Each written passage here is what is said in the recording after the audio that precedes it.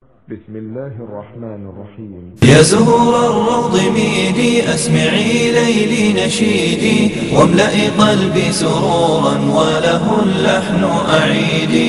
يا زهور الروض ميدي أسمعي ليلي نشيدي واملئي قلبي سرورا وله اللحن أعيدي وله اللحن أعيدي. ها هنا الحب تبدى وابتدى أنس الوجود، ها هنا قلب بقلب منتش نشوى الورود.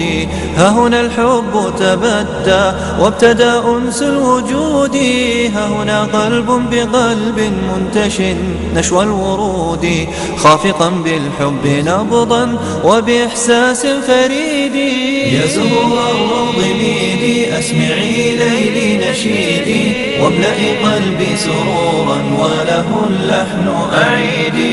يا زهور الروض ميدي أسمعي ليلي نشيدي واملئي قلبي سرورا وله اللحن أعيدي وله اللحن أعيدي. فبه الروح. إن الحمد لله نحمده ونستعينه ونستغفره ونؤمن به ونتوكل عليه ونعوذ بالله من شرور أنفسنا ومن سيئات أعمالنا. من يهده الله فلا مضل له ومن يضلل فلا هادي له. وأشهد أن لا إله إلا الله وحده لا شريك له وأشهد أن محمدا عبده ورسوله صلى الله عليه وعلى آله وصحبه أجمعين. يا أيها الذين آمنوا اتقوا الله حق تقاته ولا تموتن إلا وأنتم مسلمون. يا أيها الناس اتقوا ربكم الذي خلقكم من نفس واحدة وخلق منها زوجها وبث منهما رجالا كثيرا ونساء واتقوا الله الذي تساءلون به والأرحام إن الله كان عليكم رقيبا. يا أيها الذين آمنوا اتقوا الله وقولوا قولا سديدا يصلح لكم أعمالكم ويغفر لكم ذنوبكم ومن يطع الله ورسوله فقد فاز فوزا عظيما. إن أصدق الحديث كتاب الله وخير الهدي هدي محمد صلى الله عليه وسلم وشر الأمور محدثاتها وكل محدثة بدعة وكل بدعة ضلالة وكل ضلالة في النار. வார்த்தைகளில் சிறந்தது வல்லவன் ரஹ்மானின் வார்த்தை என்றும் நடைமுறைகளில் சிறந்தது நபிகளார் ஸல்லல்லாஹு அலைஹி வஸல்லம் அவர்களுடைய வாழ்க்கை வழிமுறை என்றும் அவர்களுடைய வாழ்க்கை வழிமுறைகளுக்கு பின்னால் மார்க்கத்தில் புதிதாக புகுத்தப்பட்டவைகள் கர்மங்களிலே மிக மோசமானவைகள் பித்அத்துகள். எல்லா பித்அத்துகளும் வழிகேடுகள், எல்லா வழிகேடுகளும் மனிதனை நரகத்துக்கிட்டு செல்லும் என்று சொன்னவனாக இச்சொற்பொழுவை ஆரம்பம் செய்கின்றேன். அன்பார்ந்த இஸ்லாமிய சகோதரர்களே, அல்லாஹுவின் நல்லடியார்களே, தலைப்புக்குள் செல்வதற்கு முன்னால் இஸ்லாத்தை படிக்க வந்திருக்கின்ற நாங்கள், பயான் நிகழ்ச்சிகளில் கலந்து கொள்ளுகின்ற நாங்கள், வீடுகளிலே அமர்ந்து கொண்டு வானொலிகளினூடாகவும் ஒலிபெருக்கியினூடாகவும் இந்த நிகழ்ச்சியை கேட்பவர்களுக்கு, பயான் நிகழ்ச்சியை கேட்கின்ற எங்களுக்கு வரவேண்டிய ஒரு அடிப்படை செய்தியை சுருக்கமாக சொல்லிவிட்டு தலைப்புக்குள் செல்லலாம் என நினைக்கின்றேன். நபிகளார் ஸல்லல்லாஹு அலைஹி வஸல்லம் அவர்கள் சொன்னார்கள், மன் யுரிதில்லாஹு பிஹி கைரன் யுஃபக்கிஹு ஃபித்தீன். அல்லாஹ் யாருக்கு நலவை நாடுகின்றானோ அவனுக்கு மார்க்கத்திலே விளக்கத்தை கொடுப்பதாக சொன்னார்கள். அன்பார்ந்த இஸ்லாமிய சகோதரர்களே, அல்லாஹுவின் நல்லடியார்களே, அல்லாஹ் ஒரு மனிதனோடு இரக்கப்பட்டிருக்கிறான் என்பதற்கு மிகப்பெரிய அடையாளமாக அவன் கொடுக்கின்ற உச்சகட்ட பாக்கியம் என்னவென்று சொன்னால் அவனுடைய மார்க்கத்திலே விளக்கம் கிடைப்பது என்றார்கள். இப்பொழுது நாங்கள் அமர்ந்திருக்கின்ற இந்த மஜ்லிஸாக இருந்தாலும் சரி, அல்லது வீடுகளிலே ஆங்காங்கே இருந்து கொண்டு இந்த நிகழ்ச்சிகளை கேட்பவர்களாக இருந்தாலும் சரி, காலையிலிருந்து பேசப்படுகின்ற செய்திகளை நாங்கள் கேட்டிருப்போம், காலையிலிருந்து சொல்லப்படுகின்ற தகவல்களை நாங்கள் கேட்டிருப்போம். குர்ஆன் ஹதீஸுக்கு மாற்றமாக அல்லாஹ்வுடைய கட்டளைக்கும் நபிகளாருடைய போதனைகளுக்கும் முரணாக ஒரு விடயம் சொல்லப்பட்டிருக்கிறதா என்றால் அல்லாஹ் பாதுகாக்க வேண்டும், அப்படி சொல்பவர்கள் அல்ல நாங்கள். எனவே அல்லாஹ் இறக்கப்பட்டு அவனுடைய மார்க்கத்தை அதன் தூய்மையான வடிவில் பேசுகின்ற பாக்கியத்தையும் அதை கேட்கின்ற சந்தர்ப்பத்தையும் அல்லாஹ் தந்திருக்கிறான் என்று சொன்னால் அதற்கு நானும் நீங்களும் அல்லாஹ்வுக்கு நன்றி செலுத்த கடமைப்படுகிறோம். அன்பார்ந்த இஸ்லாமிய சகோதரர்களே, அல்லாஹ்வின் நல்லடியார்களே, எப்படி அந்த அருளுக்கு நாங்கள் நன்றி செலுத்துவது? அல்ஹம்துலில்லாஹ், அல்லாஹ் எனக்கு ஒரு சந்தர்ப்பத்தை தந்தான், பயான் நிகழ்ச்சியிலே கலந்து கொண்டேன் என்றால் முடிந்து விட்டதா சகோதரர்களே? அப்படி அல்லாஹ்வுக்கு நன்றி செலுத்தினால் போதாது. அல்லாஹ்வுடைய மார்க்கத்தை கேட்கின்ற சந்தர்ப்பத்தை தந்த அல்லாஹ்வுக்கு நானும் நீங்களும் நன்றி செலுத்த வேண்டுமாக இருந்தால் அல்லாஹ் சொல்வதை போன்று நன்றி செலுத்த வேண்டும். வபஷிர் இபாதி, நபியே என்னுடைய அடியார்களுக்கு நீங்கள் நன்மாராயம் சொல்லுங்கள். யார் என்னுடைய அடியார்கள்? இறைநேச செல்வர்கள் யார்? அவர்களுக்குரிய பண்பென்ன? அல்லதீன யஸ்தமிஊனல் கௌல, சொல்லப்படுகின்ற செய்திகளை காது தாழ்த்தி கேட்பார்கள். ஃபயத்தபிஊன அஹ்ஸனஹு, சொல்லப்பட்ட செய்திகளில் மிகச்சிறந்ததை வாழ்க்கையிலே அமுல்படுத்துவார்கள். அன்பார்ந்த இஸ்லாமிய சகோதரர்களே, ஒளிபெருக்கியின் ஊடாக சத்தம் ஆங்காங்கே போய்கொண்டிருக்கிறது. ரேடியோவின் ஊடாக ஆங்காங்கே வீடுகளுக்கு சத்தம் போய்கொண்டிருக்கிறது. எங்களுடைய முஸ்லிம்களின் நிறைய பேருடைய நிலைப்பாடு என்ன தெரியுமா? அவர்கள் சொல்வதை சொல்லட்டும், அவர்கள் கத்துவதை கத்தட்டும், எங்களுடைய போக்கிலே நாங்கள் போவோம் என்று காது தாழ்த்தாமல் போகின்ற ஒரு சமூகத்தை நாங்கள் பார்க்கிறோம். அல்லாஹ் பாதுகாக்க வேண்டும். நாங்கள் எல்லாம் இறைநேச செல்வர்களா? நாங்கள் எல்லாம் அல்லாஹ்வுக்கு விருப்பமான அடியார்களா? எங்களுக்கு வர வேண்டிய முதலாவது பண்பு, சொல்லப்படுகின்ற செய்திகளை காது தாழ்த்தி கேட்க வேண்டும். சொல்லப்படுவது குர்ஆனும் ஹதீஸுமாக இருக்கிறதா? அதை புறக்கணிக்கின்ற நாங்கள் அல்லாஹ்வுடைய அருளை விட்டும் தூக்கி வீசப்படுகின்ற ஒரு துர்ப்பாக்கிய நிலை வரும் என்பதை உள்ளத்திலே ஆழமாக பதிவு செய்து கொள்ள வேண்டும். எனவே நாங்கள் அல்லாஹ்வுடைய அடியார்கள் என்று சொன்னால், இறைநேச செல்வர்கள் என்று சொன்னால், எங்களிடத்தில் வர வேண்டிய முதலாவது பண்பு, சொல்லப்படுகின்ற செய்திகளை காது தாழ்த்தி கேட்க வேண்டும். குர்ஆனையும் ஹதீஸையும் பேசுகிறார்களா அல்லது கதைகளையும் கஃப்சாக்களையும் முட்டடிக்கிறார்களா, கேள்விப்பட்ட செய்திகளை எல்லாம் அள்ளி கொட்டுகிறார்களா என்ற சிந்தனையோடு பயான் நிகழ்ச்சிகளை கேட்க வேண்டும்.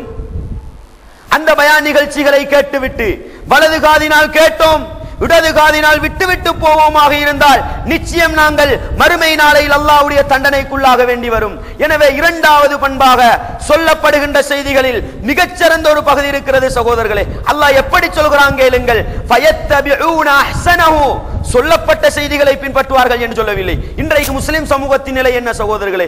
பேசுபவருடைய முகத்திலே தாடி இருக்கிறது, தலையிலே தொப்பி இருக்கிறது, உடம்பிலே ஜுப்பா இருக்கிறது, அவர் சொன்னால் சரிதான் என்று பின்பற்றி செல்லுகின்ற ஒரு மோசமான நிலையை நாங்கள் பார்க்கிறோம். அல்லாஹ் என்ன சொல்கிறான் தெரியுமா? சொன்னதை எல்லாம் பின்பற்றுவார்கள் என்று சொல்லவில்லை, சொல்லப்பட்ட செய்திகளை எல்லாம் பின்பற்றுவார்கள் என்று சொல்லவில்லை. சொல்லப்பட்டதில் மிக மிகச் சிறந்ததை பின்பற்றுவார்கள். எது சகோதரர்களே மிகச் சிறந்தது? நான் ஒரு மணித்தியாலம் உங்களுக்கு முன்னால் பேசலாம், 2 மணித்தியாலம் பேசலாம். நான் பேசுவதெல்லாம் சிறந்ததாக இருக்க முடியாது. நான் பேசுவதில் சிறந்த ஒரு பகுதி இருக்கிறது என்ன தெரியுமா? அல்லாஹ்வுடைய கட்டளை. குர்ஆனிலிருந்து பேசுகின்றேனா, நபிகளாருடைய நடைமுறை ஹதீஸிலிருந்து ஆதாரம் காட்டுகிறேனா, அதுதான் மிகச் சிறந்தது சகோதரர்களே. அதை வாழ்க்கையிலே பின்பற்றுபவர்களாக இருப்பார்கள். அப்படிப்பட்ட அடியார்களுக்கு நபியே நீங்கள் மறுமை வெற்றி இருக்கிறது என்ற நற்செய்தியை சொல்லுங்கள் என்று அல்லாஹ் அல் குர்ஆனிலே சொல்லுகின்றான். எனவே அன்பார்ந்த இஸ்லாமிய சகோதரர்களே, பயான் நிகழ்ச்சியில் கலந்து கொள்வது நோக்கம் அல்ல, இஸ்லாத்தை படிப்பது நோக்கம் அல்ல, நான் ஒரு பயான் நிகழ்ச்சியிலே கலந்து கொண்டேன் என்று சொல்வது நோக்கம் அல்ல சகோதரர்களே. பயான் நிகழ்ச்சியில் சொல்லப்பட்ட செய்திகளை காது தாழ்த்தி கேட்டு குர்ஆன் ஹதீஸுக்கு நேர்பட்டதை வாழ்க்கையிலே அமுல்படுத்துகின்ற பொழுதுதான் மறுமை வெற்றி எங்களுக்குரியதாக இருக்கும். அடுத்த கடமை என்ன சகோதரர்களே? அல்லாஹ்வுக்கு நன்றி செலுத்தும் முகமாக எங்களுக்கு இருக்கின்ற அடுத்த கடமை என்ன? நபிகளார் ஸல்லல்லாஹு அலைஹி வஸல்லம் அவர்கள் இலட்சக்கணக்கான நபி தோழர்களை ஒன்று திரட்டி என்ன பொறுப்பு கொடுத்தார்கள் சகோதரர்களே? பல்லிகு அன்னி வலவ் ஆயா, பல்லிகு அன்னி வலவ் ஆயா, என்னை பற்றி உங்களுக்கு ஒரு செய்தி தெரிந்தாலும் அதை எத்தி வையுங்கள் என்று சொன்னார்கள், எடுத்து சொல்லுங்கள் என்று சொன்னார்கள். அன்பார்ந்த இஸ்லாமிய சகோதரர்களே, கேட்டோம் அப்பா, சமூகம் செய்வதை செய்யட்டும், நாங்கள் மாத்திரம் நல்லவர்களாகி விடுவோம் என்றால் அன்பார்ந்த இஸ்லாமிய சகோதரர்களே, அது நல்லவர்களுக்குரிய அடையாளம் அல்ல, நபிகளார் உருவாக்கிய சமூகத்துக்குரிய பண்பல்ல.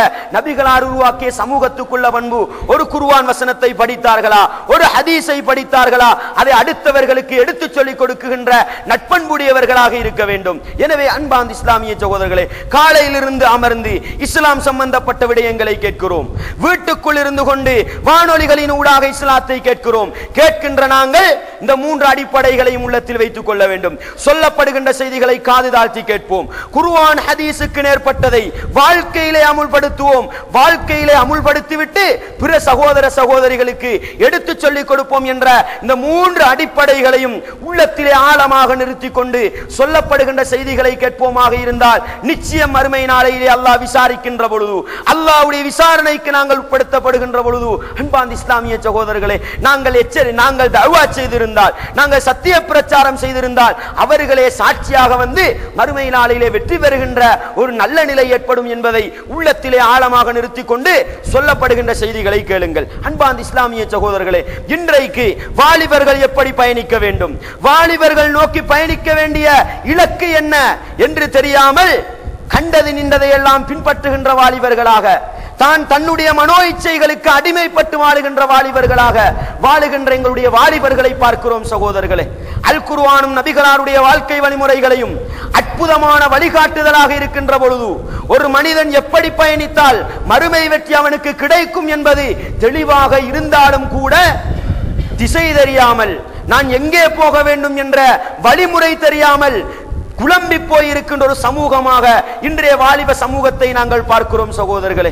அல்லாஹ் அல் குர்ஆனிலே சொல்கிறான் பாருங்கள், மனிதர்களுடைய வாழ்க்கை படித்தரத்தில் மிகவும் பலமான இரத்தோட்டம் கூடிய பருவம் எது? அல்லாஹ் சொல்லி காட்டுகிறான் பாருங்கள், சும்ம யுஹ்ரிஜுக்கும் திஃப்லன் சும்ம லிதப்லுகு அஷுத்தக்கும். உங்களுடைய தாயின் கற்பறையிலிருந்து உங்களை குழந்தைகளாக அல்லாஹ் வெளிப்படுத்துகிறான். எதற்காக தெரியுமா? சும்ம லிதப்லுகு அஷுத்தக்கும். நீங்கள் உங்களுடைய வாழ்க்கை பருவத்தில் மிக பலமான அந்த வாலிப பருவம் இருக்கிறது, அதை அடைந்து கொள்வதற்காக வேண்டி குழந்தையாக அல்லாஹ் வெளிப்படுத்துகின்றான். அன்பார்ந்த இஸ்லாமிய சகோதரர்களே, அல்லாஹ் சொல்லுகின்ற வார்த்தை என்ன தெரியுமா? அசுத்தக்கும்.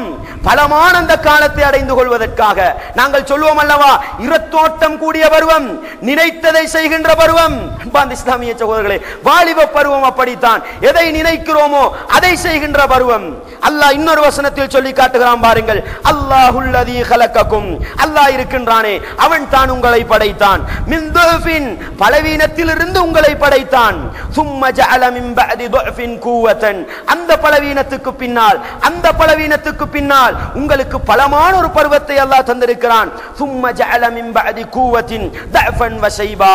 அந்த சக்தி வாய்ந்த பருவத்துக்கு பின்னால் ஒரு பலவீனத்தையும் முதுமையையும் அல்லாஹ் தருவதாக அல்லாஹ் படைத்த அந்த மனிதனுடைய அந்த பருவத்தை பற்றி அல்லாஹ் சொல்லி காட்டுகின்றான். அன்பார்ந்த இஸ்லாமிய சகோதரர்களே, இந்த இடத்தில் நாங்கள் விளங்க வேண்டிய விடயம் என்ன தெரியுமா? வாலிபர்களுக்கு அல்லாஹ் சொன்ன வார்த்தையை பாருங்கள், வாலிப பருவத்துக்கு அல்லாஹ் சொன்ன வார்த்தையை பாருங்கள். ஒரு வசனத்திலே அசுத்தக்கும், மிக பலமான பருவம் என்று அல்லாஹ் சொல்லுகின்றான். இன்னொரு வசனத்தில் கூவத்தன், சக்தி வாய்ந்த பருவம் என்று சொல்லுகின்றான். அன்பார்ந்த இஸ்லாமிய சகோதரர்களே, வரலாற்றை புரட்டி பாருங்கள். பெரும் பெரும் புரட்சிகள் செய்தவர்கள் யார்? வயோதிபர்கள் அல்ல, பெரும் பெரும் புரட்சி செய்தவர்கள் எல்லாம் வாலிபர்களாகத்தான் இருக்கிறார்கள். என்ன காரணம்? இரத்தோட்டம் கூடிய பருவம். 30 வருடங்கள் இலங்கையை ஆட்டி படைத்த பயங்கரவாதம் யாரினால் உருவாக்கப்பட்டது சகோதரர்களே? யாரினால் உருவாக்கப்பட்டது? ஒரு இளைஞனால் உருவாக்கப்பட்டது.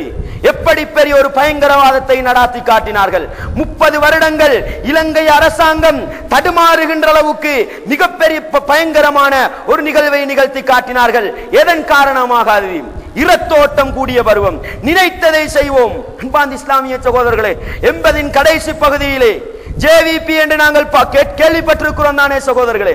அவர்களுடைய பிரச்சனை, அவர்களுடைய அட்டகாசம் எப்படி இருந்தது என்பதை நாங்கள் கேள்விப்பட்டிருப்போம். நடத்தியவர்கள் யார் சகோதரர்களே? அதை முன்னின்று நடத்தியவர்கள் யார்? வாலிபர்கள் சகோதரர்களே, வாலிபர்கள் நினைத்தால் எதையும் செய்வார்கள். அப்படிப்பட்ட ஒருவன் தான் வாலிப பருவம் என்பதை உள்ளத்திலே ஆழமாக நிறுத்திக் கொள்ள வேண்டும். ஆனால் இஸ்லாம் அந்த வாலிபத்தை எப்படி நடாத்த வேண்டும் என்பதற்கு அழகான வழிமுறைகளையும் அழகான நெறிக்காட்டுதல்களையும் எங்களுக்கு காட்டி தந்திருக்கிறது. அல்லாஹ்வை ஏற்றுக்கொண்ட ஒரு வாலிபன், ஒரு இஸ்லாமியன் எப்படி இந்த உலகத்திலே வாழ வேண்டும் என்பதை அல்லாஹ்வுடைய கட்டளைகளும் நபிகளாருடைய போதனைகளும் எங்களுக்கு அழகாகவும் தெளிவாகவும் சொல்லித் தருகின்றன. அன்பார்ந்த இஸ்லாமிய சகோதரர்களே, ஒரு சில எடுத்துக்காட்டுகளை சொல்லுகின்றேன். எங்களுடைய வாலிபர்கள் எப்படி நாங்கள் இருக்கிறோம் என்பதற்கு ஒரு சில எடுத்துக்காட்டுகளை சொல்லுகின்றேன். ஈமானிய வாலிபர்கள், இஸ்லாத்தின் மீது பற்றுக்கொண்ட வாலிபர்கள் எப்படி இருந்தார்கள் என்பதை பார்த்தால் நாங்கள் எப்படி இருக்கிறோம் என்பதை தெளிவாக புரிந்து கொள்ளலாம் சகோதரர்களே. ஒரு சில உதாரணங்களை பாருங்கள். சூரத்துல் கஹ்ஃப் எங்களுக்கு நெருங்கிய தொடர்புள்ள ஒரு சூரா. சூரத்துல் கஹ்ஃபிலே அல்லாஹ் ஒரு வாலிப கூட்டத்தை பற்றி, ஒரு வாலிப கும்பலை பற்றி அல்லாஹ் எங்களுக்கு கதையாக சொல்லி காட்டுகின்றான். என்ன சகோதரர்களே அது கதை? அல்லாஹ் சொல்கிறான் பாருங்கள், நஹ்னு நகுஸ்ஸு அலைக நபாஹும் பில் ஹக்கி, நாங்கள் உங்களுக்கு அவர்களுடைய அந்த வரலாறை உண்மையான வரலாறாக நாங்கள் உங்களுக்கு எடுத்துச் சொல்வோம் என்று சொல்லிவிட்டு, அவர்கள் யார் தெரியுமா? இன்னஹும் ஃபித்யத்துன் ஆமனூ பிரப்பிஹிம், அவர்கள் சில வாலிபர்கள், அவர்கள் சில வாலிபர்கள் படைத்தவன் ரப்பை ஏற்றுக்கொண்ட வாலிபர்கள். அன்பார்ந்த இஸ்லாமிய சகோதரர்களே, ஊர் மக்கள் எல்லாம் எதிர்கொள்கையிலே இருக்கிறார்கள், சமூக மக்கள் எல்லாம் எதிர்கொள்கையிலே இருக்கிறார்கள், நாட்டை ஆளுகின்ற அரசன் எதிர்கொள்கைக்காரனாக இருக்கிறான். அன்பார்ந்த இஸ்லாமிய சகோதரர்களே, அப்பொழுது அல்லாஹ்வை ஏற்றுக்கொண்ட அந்த வாலிப கூட்டம், அல்லாஹ்வை ஏற்றுக்கொண்ட அந்த வாலிப கூட்டம் தங்களுடைய ஈமானை பாதுகாத்துக் கொள்வதற்காக, சத்திய கொள்கையை பாதுகாத்துக் கொள்வதற்காக அந்த நாட்டை துறந்து நாட்டை விட்டு வெளியேறுகின்றார்கள். அன்பார்ந்த இஸ்லாமிய சகோதரர்களே, அவர்களை பற்றி அல்லாஹ் சொல்லுகின்ற பொழுது பாருங்கள் சகோதரர்களே, சத்தியத்தை தேடுகின்ற ஒரு வாலிபனுக்கு வர வேண்டிய முக்கியமான ஒரு பண்பு என்ன தெரியுமா? அதை அந்த வாலிபர்கள் செய்து காட்டினார்கள். அவர்கள் படைத்தவன் அல்லாஹ்வை அழைத்து, அல்லாஹ்வை அழைத்து, ரப்பனா ஆதினா மின் லதுன்க ரஹ்மா வஹய்யி லனா மின் அம்ரினா ரஷதா. இதுதான் ஒவ்வொரு வாலிபனுக்கும், சத்தியத்தை தேடுகின்ற வாலிபனுக்கு வர வேண்டிய முக்கியமான பண்பு சகோதரர்களே. இன்றைக்கு எங்களுடைய வாலிபர்களின் நிலை என்ன? அவர் சொல்லிவிட்டால் சரி, நான் அவருக்கு பின்னால் தான் போவேன் என்று கண்ணை மூடிக்கொண்டு போகின்ற காட்சிகளை பார்க்கிறோம். அவர் சொல்வதை கேட்பது கிடையாது, அவர் சொல்வது சரியா பிள்ளையா என்று பார்ப்பது கிடையாது. அவர் சொல்லிவிட்டால் சரி, அவருக்கு பின்னால் தான் நான் போவேன் என்று கண்ணை மூடிக்கொண்டு போகின்ற நிலையை நாங்கள் பார்க்கிறோம். ஆனால் அந்த வாலிபர்கள் ஈமானிய உறவுகள் அல்லாஹ்விடத்தில் கேட்ட துஆ என்ன தெரியுமா?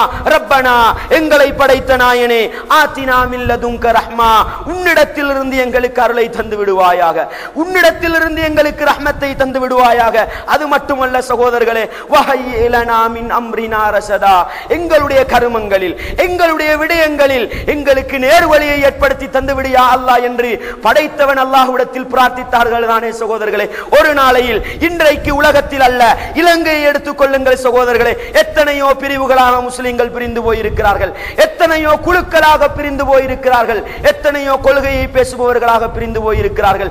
எது சத்தியம் எது அசத்தியம் என்று புரிந்து கொள்ள முடியாத அளவுக்கு வாலிபர்கள் குழம்பி போயிருக்கின்ற இந்த நிலையிலே எத்தனை வாலிபர்கள் யா அல்லாஹ் உன்னிடத்திலிருந்து எனக்கு அருளை தந்துவிடு, எனக்கு நீ என்னுடைய கருமங்களில் சத்தியத்தை காட்டி தந்துவிடு என்று எத்தனை பேர் பிரார்த்தனை செய்திருப்பார்கள் சகோதரர்களே, எத்தனை பேர் பிரார்த்தனை செய்திருப்பார்கள். ஒரு கணம் சிந்தனை செய்து பாருங்கள் சகோதரர்களே, எத்தனை பேர் அல்லாஹ்விடத்திலே கேட்டோம், யா அல்லாஹ் எத்தனையோ பிரிவினைகள் இருக்கின்றன, எத்தனையோ ஜமாத்துகள் இருக்கின்றன, சத்தியம் எது அசத்தியம் எது எது புரிந்து கொள்ளாத நிலையிலே நாங்கள் இருக்கிறோம், யா அல்லாஹ் எங்களுக்கு சத்தியத்தை காட்டிவிடு என்று பிரார்த்தித்தவர்கள் நம்மில் எத்தனை பேர் சகோதரர்களே. நிச்சயம் நாங்கள் பிரார்த்தித்திருந்தால் அல்லாஹ் நிச்சயம் எங்களுக்கு சத்தியத்தை காட்டி தருவான் சகோதரர்களே, அதிலே சந்தேகம் கிடையாது.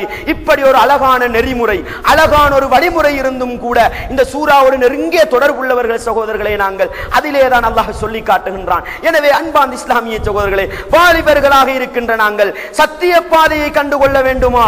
தடுமாற்றத்தில் இருந்து விடுபட வேண்டுமா? ஒரு இலக்கை நோக்கி பயணிக்க வேண்டுமா? நானும் நீங்களும் வைக்க வேண்டிய கோரிக்கை, முதலாவது கோரிக்கை, படைத்தவன் அல்லாஹ்விடத்திலே சொல்ல வேண்டும், யா அல்லாஹ் நீதான் எனக்கு சத்தியத்தை காட்டி தர வேண்டும், அந்த சத்தியத்தை நீ எனக்கு காட்டி தந்து விடு, அல்லாஹ் உன்னுடைய ரஹ்மத்தை எனக்கு தந்துவிடு என்று படைத்தவனிடத்திலே முறைப்பாடு செய்ய வேண்டும் சகோதரர்களே.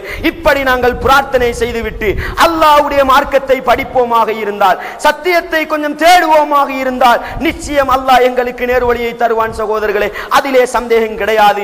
எனவே அல்லாஹ் அந்த வாலிப சமூகத்தின் ஊடாக, ஈமானுக்காக போராட்டம் நடத்திய சமூகம், அல்லாஹ்வை ஏற்றுக்கொண்டதற்காக ஊரை விட்டு வெளியேறிய சமூகம், அந்த வாலிப கும்பல் அல்லாஹ்விடத்திலே பிரார்த்தனை செய்த அந்த பிரார்த்தனையை அல்லாஹ் எதற்காக எங்களுக்கு சொல்லி காட்டுகின்றான்? நானும் நீங்களும் அதை படிப்பினையாக எடுக்க வேண்டும் என்பதற்காக. அன்பார்ந்த இஸ்லாமிய சகோதரர்களே, இன்னொரு வாலிபனை பற்றி குர்ஆன் பேசுகிறது, இன்னொரு வாலிபனை பற்றி குர்ஆன் பேசுகிறது. என்னையும் உங்களையும் போன்ற வாலிபன் தான், இரத்தோட்டம் கூடிய பருவத்திலே வாழ்ந்த வாலிபன் தான். நாங்கள் மனோ இச்சைகளுக்கு கட்டுப்படுகிறோம் அல்லவா, ஆசைகளை எல்லாம் நிறைவேற்றிக் கொள்ள வேண்டும், முடிவெடுத்தால் பள்ளிக்கு போவோம் என்று வாழுகிறோம் அல்லவா, அப்படிப்பட்ட பருவத்திலே வாழ்ந்தவர் தான் அந்த இப்ராஹிம் அலைஹிஸ்ஸலாம் அவர்கள். இப்ராஹிம் அலைஹிஸ்ஸலாம் அவர்கள் தன்னுடைய பெற்றோர்கள் சிலை வணங்கிகள், தன்னுடைய குடும்பம் சிலை வணங்கிகள், தன்னுடைய ஊர் மக்கள் சிலை வணங்கிகள். அன்பார்ந்த இஸ்லாமிய சகோதரர்களே, எப்படி அழகான ஒரு பிரச்சாரத்தை செய்தார்கள் தெரியுமா? எப்படி சத்தியத்தை விளங்கப்படுத்தி காட்டினார்கள் தெரியுமா? அன்பார்ந்த இஸ்லாமிய சகோதரர்களே, வாய்ப்பேச்சுக்கு சத்தியத்தை பேசவில்லை, விதண்டாவாதத்துக்கு சத்தியத்தை பேசவில்லை. தெளிவாக ஒரு மனிதன் எப்படி பேசினால் புரிந்து கொள்வானோ அப்படி சத்தியத்தை எடுத்து வைத்தார்கள் சகோதரர்களே. அன்பார்ந்த இஸ்லாமிய சகோதரர்களே, இப்ராஹிம் அலைஹிஸ்ஸலாம் அவர்களை பற்றி அல்லாஹ் சொல்கிறான் பாருங்கள். இப்ராஹிம் அலைஹிஸ்ஸலாம் அவர்கள் சமூக மக்களை பார்த்து சொல்கிறார்கள், தல்லாஹி லஅகீதன் நாஸ்னாமக்கும், தல்லாஹி லஅகீதன் நாஸ்னாமக்கும். சமூக மக்கள் இருக்கின்ற இடத்திலே அவர்களை நோக்கி சொன்ன வார்த்தை என்ன தெரியுமா? அல்லாஹ்வின் மீது சத்தியமாக உங்களுடைய சிலைகளுக்கு நான் ஒரு பாடம் படிப்பிப்பேன், உங்களுடைய சிலைகளுக்கு நான் ஒரு பாடம் படிப்பிப்பேன். அன்பார்ந்த இஸ்லாமிய சகோதரர்களே, பாருங்கள், இன்றைக்கு எங்களுக்குள் இருக்கின்ற சில ஜமாத்துகள் என்ன வேலை செய்கிறார்கள் தெரியுமா? சத்தியத்தை நெஞ்சை நிமிர்த்திக் கொண்டு பேச வேண்டிய வாலிபர்களை எல்லாம் பிடித்து மூளையை சலவை செய்து அவர்களிடத்தில் இருக்கின்ற சத்திய ஆர்வத்தை இல்லாமலாக்குகின்ற, வீட்டுக்குள் சத்தியத்தை பேசுவோம் வெளிமேடையிலே பேச மாட்டோம் என்கின்ற ஒரு மோசமான நிலை கிட்டு செல்லுகின்ற ஒரு அவல நிலையை நாங்கள் பார்க்கிறோம் சகோதரர்களே. ஆனால் இப்ராஹிம் அலைஹிஸ்ஸலாம் அவர்கள் எப்படி பிரச்சாரத்தை செய்தார்கள் தெரியுமா? மக்கள் மன்றத்திலே போய் உங்களுக்கு நான் ஒரு பாடம் படிப்பிப்பேன் சொல்லிவிட்டு சும்மா இருந்தார்களா சகோதரர்களே? சொல்லிவிட்டு சும்மா இருக்கவில்லை. அவர்கள் சிலைகளை வைத்திருந்த இடத்துக்கு சென்று ஒரு ஆயுதத்தை எடுத்துக்கொண்டு சென்று அந்த சிலைகளை எல்லாம் உடைத்தார்கள். எல்லா சிலைகளையும் உடைக்கவில்லை. ஃபஜஅலஹும் ஜுதாதன் இல்லா கபீரன் லஅல்லஹும் இலைஹி யர்ஜூன். எல்லா சிலைகளையும் உடைத்துவிட்டு பெரிசை மாத்திரம் விட்டு வந்தார்கள். பெரிசை மாத்திரம் விட்டு வந்தார்கள். எதற்காக தெரியுமா சகோதரர்களே? எதற்காக? லஅல்லஹும் இலைஹி யர்ஜூன். தப்பி ஓடுவதற்காக அல்ல, தலைமறைவாகுவதற்கல்ல, ஒளிந்தோடுவதற்கல்ல. இந்த பெரிய சிலையை விட்டு வந்தால் என்னிடத்திலே திரும்பி வருவார்கள், அப்பொழுது நான் அவர்களுக்கு பாடம் படிப்பிக்கிறேன். அன்பார்ந்த இஸ்லாமிய சோழே, ஊர் மக்கள் எல்லாம் வருகிறார்கள், சிலைகள் நொறுக்கப்பட்டிருக்கின்றன. யாரப்பா இந்த அநியாயத்தை செய்தது? இவர் ஒரு சமூகத்துக்கு சத்தியமிட்டு சொன்னார் தானே. அவர்கள் சொல்கிறார்கள், சமிஅனா ஃபதன், ஒரு வாலிபன் சொல்வதை கேட்டோம், அவருடைய பேர் இப்ராஹிம், அவர்தான் இந்த வேலையை செய்திருப்பார் என்றவுடன் வாலிபர் அழைத்து வரப்படுகிறார். இப்ராஹிம் அலைஹிஸ்ஸலாம் வரவழைத்து வரப்படுகிறார். அன்பார்ந்த இஸ்லாமிய சகோதரர்களே, அப்பொழுது என்ன நடந்தது தெரியுமா? இப்ராஹிம் அலைஹிஸ்ஸலாம் அவர்களை பார்த்து கேட்டார்கள், ஏனப்பா நீயா இந்த அநியாயத்தை செய்தாய்? அன்பார்ந்த இஸ்லாமிய சோழே, இதற்குத்தான் சமூகத்திலே அறிவோடும் சிந்தனையோடும் களத்திலே இருப்பவர்களாக இருக்க வேண்டும். இப்ராஹிம் அலைஹிஸ்ஸலாம் அவர்கள் நான் உடைத்தேன் என்று சொல்லவும் இல்லை, நான் உடைக்கவில்லை என்று சொல்லவும் இல்லை. இதோ இருக்கிறதப்பா பெரிய ஒரு சிலை, அதனிடத்திலே கேளுங்கள் என்று சொன்னார்கள். அன்பார்ந்த இஸ்லாமிய சகோதரர்களே, சிலைகள் பேசுமா? எவ்வளவோ விளங்கப்படுத்தி சொன்னார்கள். தனக்கும் பயனளிக்காத, பிறருக்கும் பயனளிக்காத இவைகளை ஏனப்பா வணங்குகிறீர்கள் என்று கேட்டும் சமூகத்துக்கு விளங்கவில்லை. எனவே ஒரு பாடம் படிப்பிக்கிறார்கள் பாருங்கள். அதனிடத்திலே போய் கேளுங்கள், யார் உடைத்தது என்று சொல்லட்டும் பார்க்க என்றால் தலை குனிந்து, வெட்கத்தினால் தலை குனிந்து போனார்கள். என்னப்பா இப்ராஹிம், அது பேசாது என்று உனக்கு தெரியாதா? உஃபில்லக்கும், கேடு கட்டவர்களே, இதை கூட புரிந்து கொள்ள மாட்டீர்களா? அல்லாஹ் அல்லாதவர்களையா வணங்குகிறீர்கள் என்று அந்த சமூகத்துக்கு சத்தியத்தை எப்படி விளங்கப்படுத்த வேண்டுமோ அப்படி எடுத்து வைத்தார்கள் சகோதரர்களே, அப்படி எடுத்து வைத்தார்கள். வாலிபர்களாக இருக்கின்ற நாங்கள் எதற்கோவெல்லாம் போராட்டம் நடத்துகிறோம். அரசியல்வாதி வருகிறார் என்று சொன்னால் முன்னே நிற்பவர்கள் யார்? அரசியல்வாதி வருகிறார் என்று சொன்னால் முன்னே நிற்பவர்கள் எங்களுடைய வாலிபர்கள். விளையாட்டு மைதானத்திலே போட்டி நடக்கிறது என்று சொன்னால் அங்கே முன்னே நிற்பவர்கள் யார்? வாலிபர்கள். ஊரில் ஒரு மியூசிக் குரூப் நடக்கிறது, முன்னே நிற்பவர்கள் யார்? அதற்கு உதவி செய்பவர்கள் யார்? அன்பார்ந்த இஸ்லாமிய சோழே, வாலிபர்கள் தானே எல்லாவற்றிற்கும் ஈடுபடுகிறார்கள். ஏன் அல்லாஹ்வுடைய மார்க்கத்துக்காக, சத்திய பிரச்சாரத்துக்காக, குர்ஆன் ஹதீஸை வளர்ப்பதற்காக ஏன் சகோதரர்களை போராட முடியாது? ஏன் மக்கள் மன்றத்திலே போக முடியாது? எனவே அன்பார்ந்த இஸ்லாமிய சகோதரர்களே, வாலிபர்களுக்கு வர வேண்டியது மிக முக்கியமான பண்பு என்னவென்று சொன்னால், இப்ராஹிம் அலைஹிஸ்ஸலாம் அவர்கள் ஒரு வாலிபனாக இருந்து கொண்டு எவ்வளவு ஆசையோடும் எவ்வளவு ஆர்வத்தோடும் மக்களுக்கு சத்தியத்தை எடுத்து சொன்னார்களோ அது போன்று எடுத்து சொல்வது மட்டுமல்லாமல் சமூகத்துக்கு எப்படி மார்க்கத்தை கொடுக்க வேண்டும் என்ற அறிவையும் வளர்த்துக் கொள்ள வேண்டும். அன்பார்ந்த இஸ்லாமிய சோழே, அந்த அடிப்படையிலே தான் இப்ராஹிம் அலைஹிஸ்ஸலாம் அவர்கள் மக்கள் மன்றத்திலே பிரச்சாரம் செய்தார்கள். அது மட்டுமல்ல சகோதரர்களே, சூரியனை வணங்குகின்ற ஒரு சமூகம் எப்படி போனார்கள்? சூரியன் தான் என்னுடைய கடவுள் என்று சொன்னார்கள். கொள்கைக்காக அல்ல, மக்களுக்கு தெளிவுபடுத்துவதற்காக. அன்பார்ந்த இஸ்லாமிய சகோதரர்களே, மாலை நேரத்திலே சூரியன் மறையுகின்றது. எப்படி சொன்னார்கள்? மறையக்கூடியதெல்லாம் என்னுடைய கடவுள் இல்லையாப்பா என்று சொன்னார்கள். நட்சத்திரங்கள் என்னுடைய கடவுள் என்று சொன்னார்கள், அவைகளும் மறைந்து போகின்றன. சந்திரன் என்னுடைய கடவுள் என்று சொன்னார்கள், பகல் நேரத்தில் அவைகளும் மறைந்து போகின்றன. கடைசியாக சொன்னார்கள், இப்படி வரக்கூடிய போகக்கூடிய மறைந்து போகக்கூடியதை எல்லாம் நான் வணங்க மாட்டேன். வஜ்ஜஹ்து வஜ்ஹிய லில்லதி ஃபதரஸ் ஸமாவாதி வல் அர்த ஹனீஃபன். அவர்கள் சொன்ன வார்த்தையை பாருங்கள். வானங்களையும் பூமியையும் படைத்த அல்லாஹ்வை நோக்கி என்னுடைய முகத்தை திருப்புகின்றேன், சத்தியத்தின் பக்கம் சாய்ந்தவனாக முகத்தை திருப்புகின்றேன், இணை வைப்பாளர்களில் நான் இருக்க மாட்டேன் என்று கொள்கை பிரகடனம் செய்தார்கள். பாருங்கள், மக்கள் மன்றத்திலே எப்படி சத்தியத்தை எடுத்து வைக்க வேண்டுமோ அப்படி எடுத்து வைத்தார்கள். பாருங்கள் சகோதரர்களே, இதுதான் ஒரு வாலிபனுக்கு வர வேண்டிய துணிச்சல், இதுதான் ஒரு வாலிபனுக்கு வர வேண்டிய பண்பு.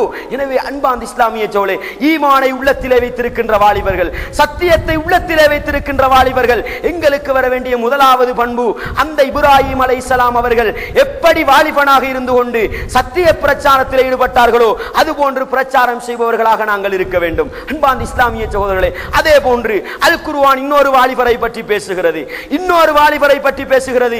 யார் சகோதரர்களே? அது யூசுப் அலைஹிஸ்ஸலாம் அவர்கள். யூசுப் அலைஹிஸ்ஸலாம் அவர்கள் அல்லாஹ் என்ன சொல்கிறான் கேளுங்கள்.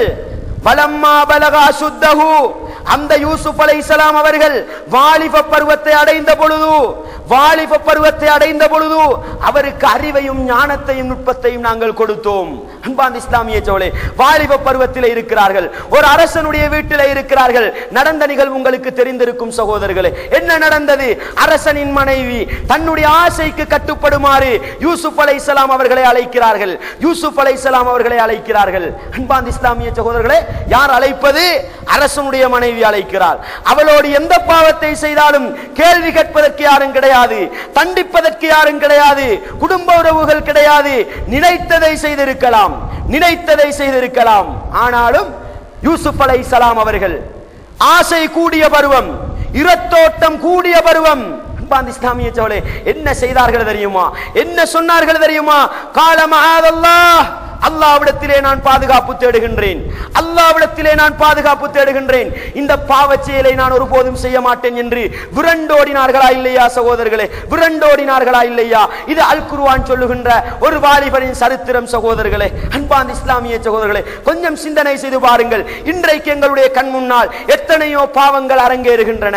பாவங்கள் என்று விளங்கிக் கொண்டும் வாலிப பருவம் தானே, ஜொலியாக இருக்க வேண்டும் தானே, சந்தோஷமாக இருக்க வேண்டும் தானே என்று சொல்லிக்கொண்டு எத்தனையோ பாவங்களை எந்த விதமான அச்சமும் இல்லாமல், எந்த விதமான பயமும் இல்லாமல் செய்பவர்களாகத்தான் எங்களுடைய வாலிபர்கள் இருக்கிறார்கள் என்று சொன்னால், எதற்காக அல்லாஹ் இந்த வரலாற்று செய்தியை சொல்லுகின்றான் சகோதரர்களே?